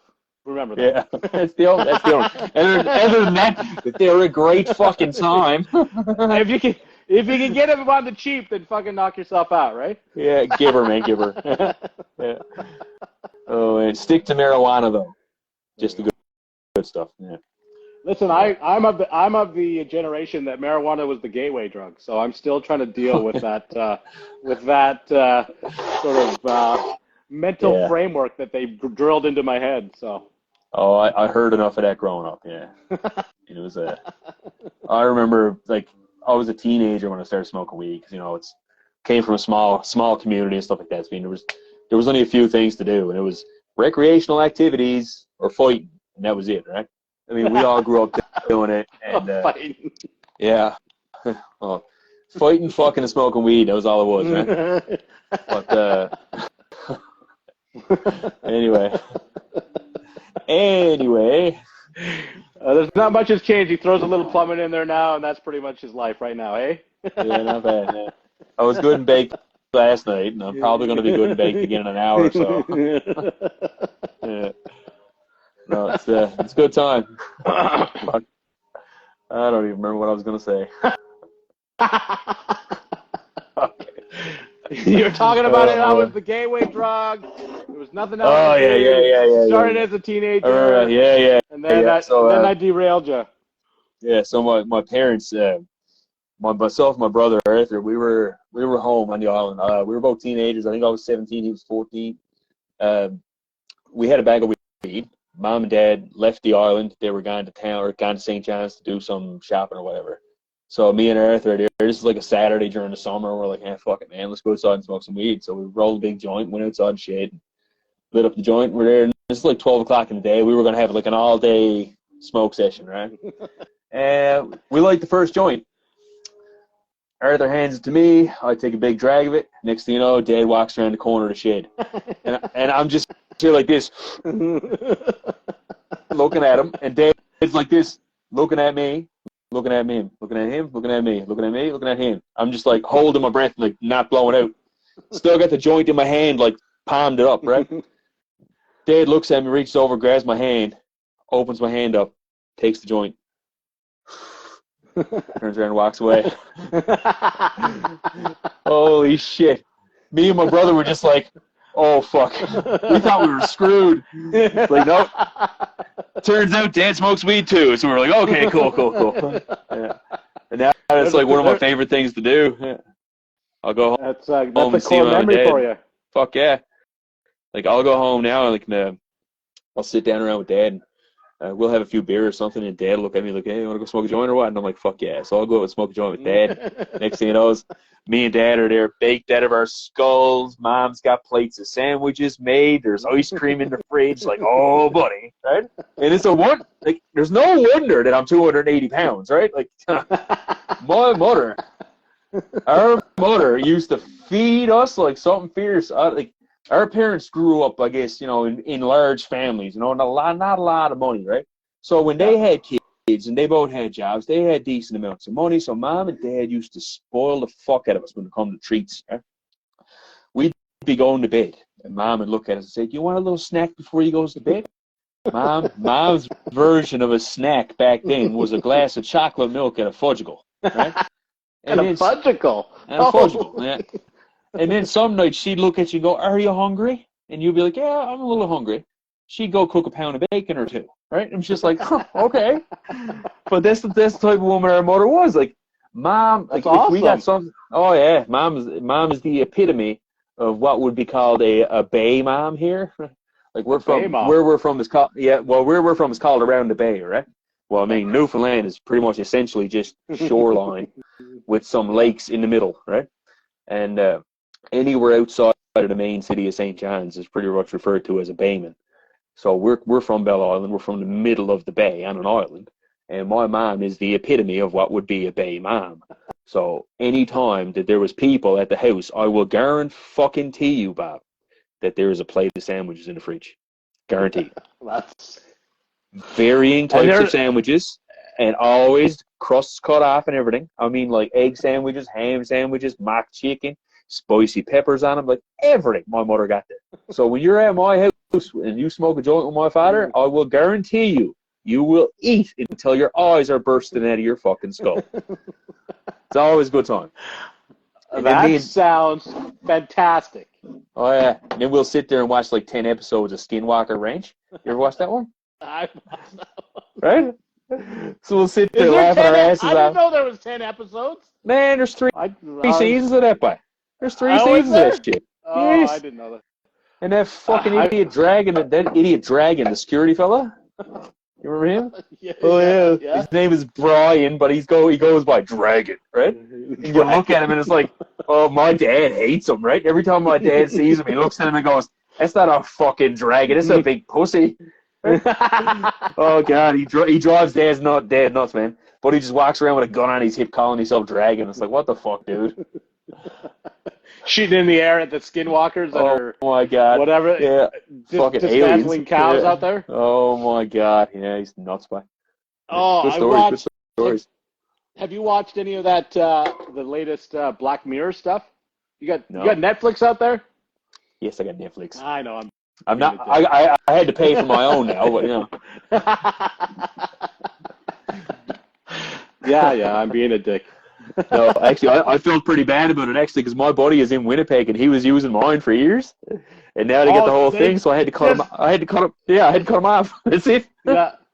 Yeah. No, they changed it like last. Even my own kids were like, they're like, "What's going on?" I'm like, "You don't live in my house anymore, you morons. You got to fucking pay for it yourself." Yeah, get your fucking own. Yeah. Oh man. It's like $20 a month. Yeah. Knock it off. Yeah. So good. Anyway, I watched a couple of those things. They're freaky as hell. Have you seen any of the Black Mirror ones? No, actually, I never got into it. I watched the first episode, I think the first season, and it never gripped me. Yeah. That's how that Netflix thing goes, right? Either you're in it or you're like, this is shit. Yeah, never got me. Yeah. Well, clearly Skinwalker got you. Skinwalker did. Yeah, Skinwalker got me. Yeah, that's the worst of it too. Fucking fly. Sorry. Fucking Skinwalker Ranch, Curse Oak Island, Expedition Unknown, Curse Oak Island. Yeah. Do we see it? Yeah, it's I've been watching that since the first season, man, and it just keeps hooking me, man. I don't know what it is. And every episode I'll watch, I'll just be like, shut that fucking narrator up. I can't listen to him repeating everything. I'm sensing a theme there, Billy Boy. Is like if you hate somebody on there, you're like, I'm into this. I hope this guy dies. Yeah. I'm into it. He's still alive. I gotta watch this episode. I'm gonna watch until somebody kills him. Until Dragon gets it. Yeah. Oh man, he's one of them fellas that honestly, if like I met him in person, I'd probably just take a swing at him for shits and giggles just to see how he reacts. It's like you actually makes contact with him, and you're just like, you're not much of a dragon, bro. Just imagine for a second that you become a celebrity on some level, that you're like in some whatever, and you're at some public thing, and some dude just walks up to you and is like, I hate you. Why, man? Yeah. I can't stand your haircut. Okay. Yeah, dude. I don't like your hair. The sound of your voice irritates me. Oh man. Oh, you'd have to hire some security, man. I'm telling you. That celebrity is not what it's cut out to be. No. Oh. Man. Oh my gosh. All right. Is there anything that we missed out on? Anything that you want to get off your chest?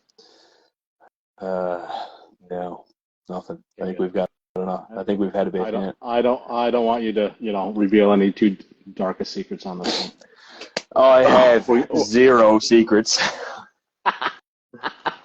Everybody's got secrets, bro.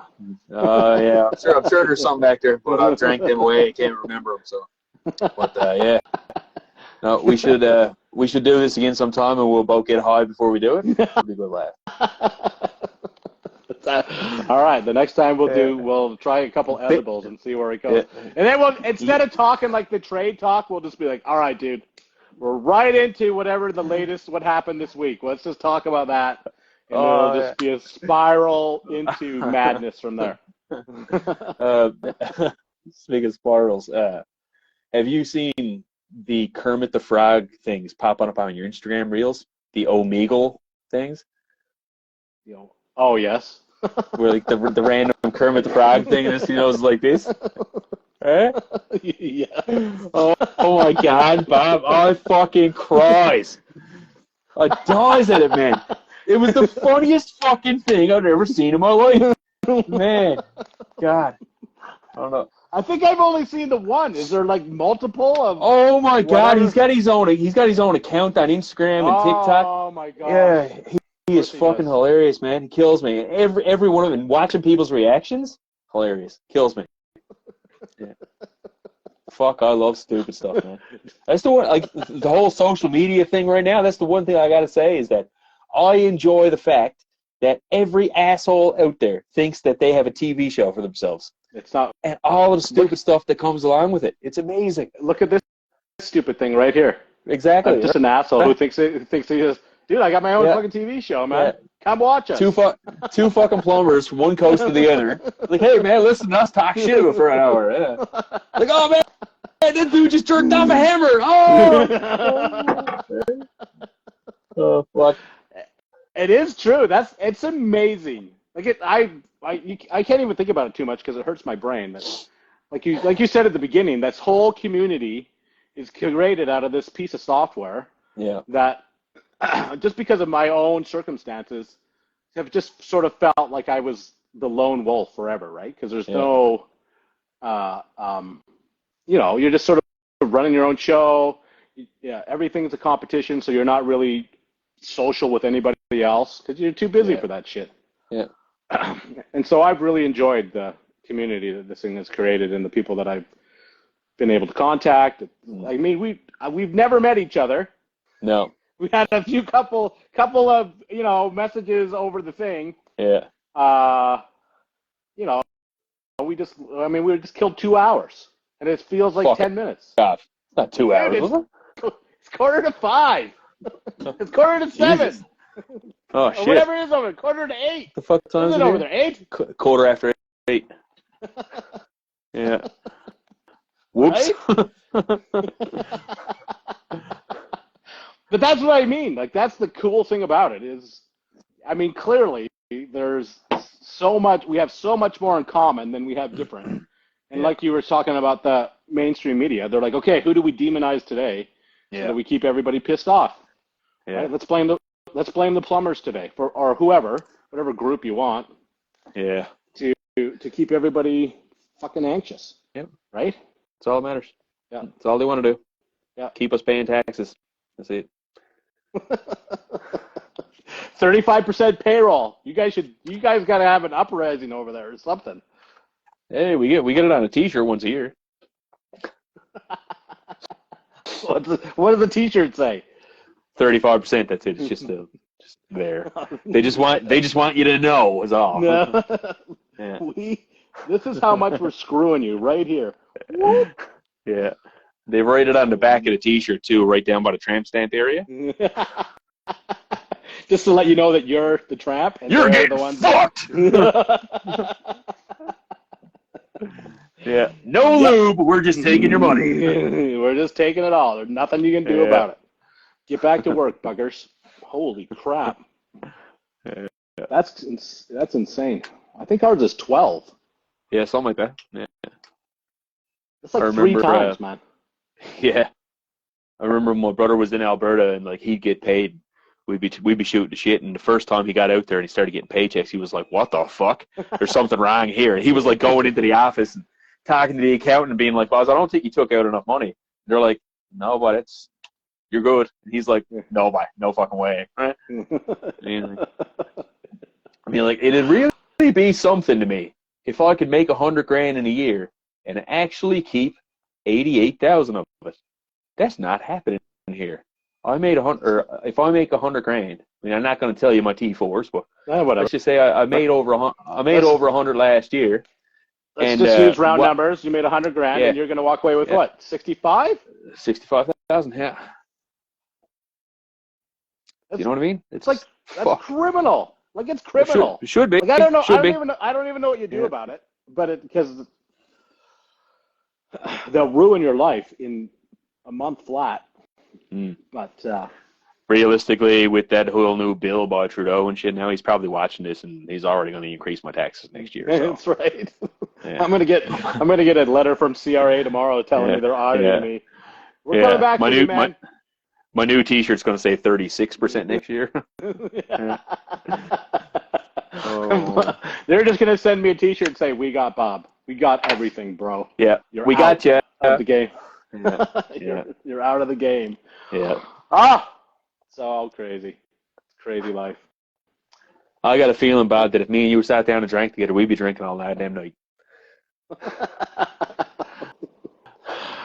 You might be right. I will say, I have a lot of. I got Irish and English, and in fact, one of my great grandfathers.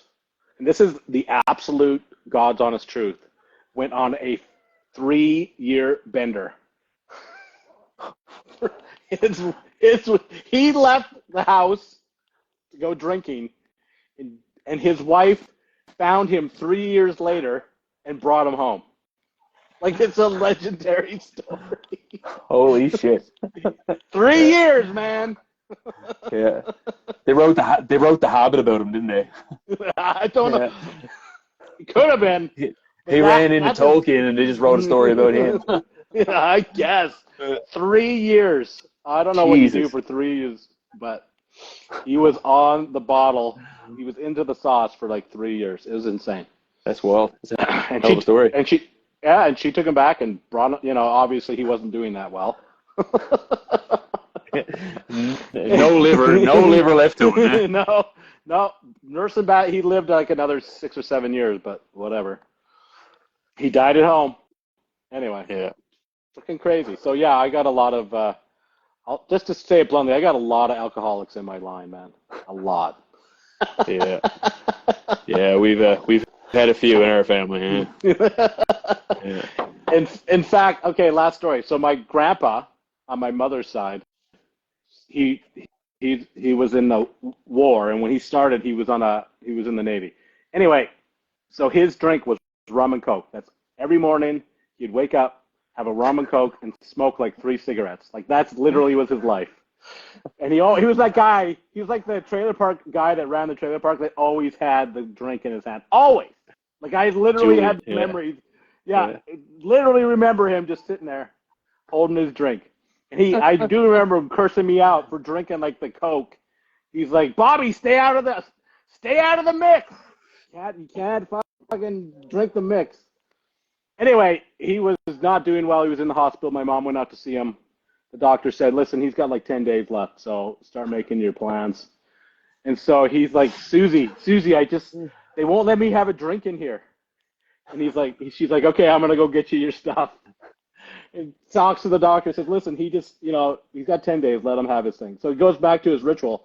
He walked out of the hospital 4 days later and lived like 6 more years.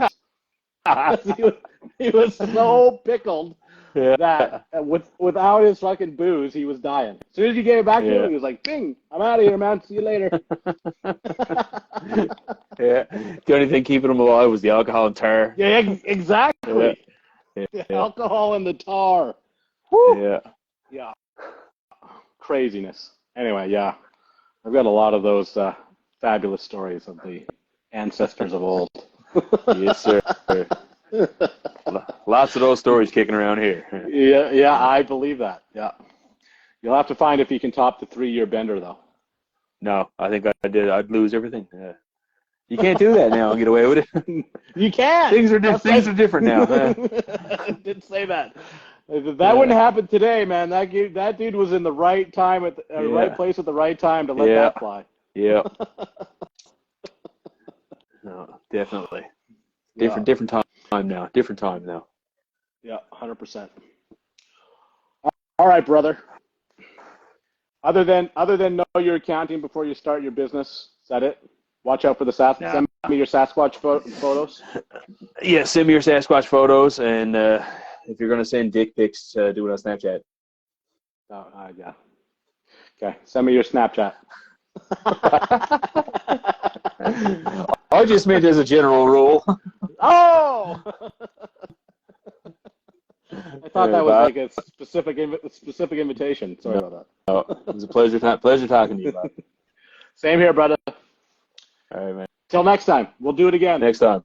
Thanks, pal. Bye. Bye-bye.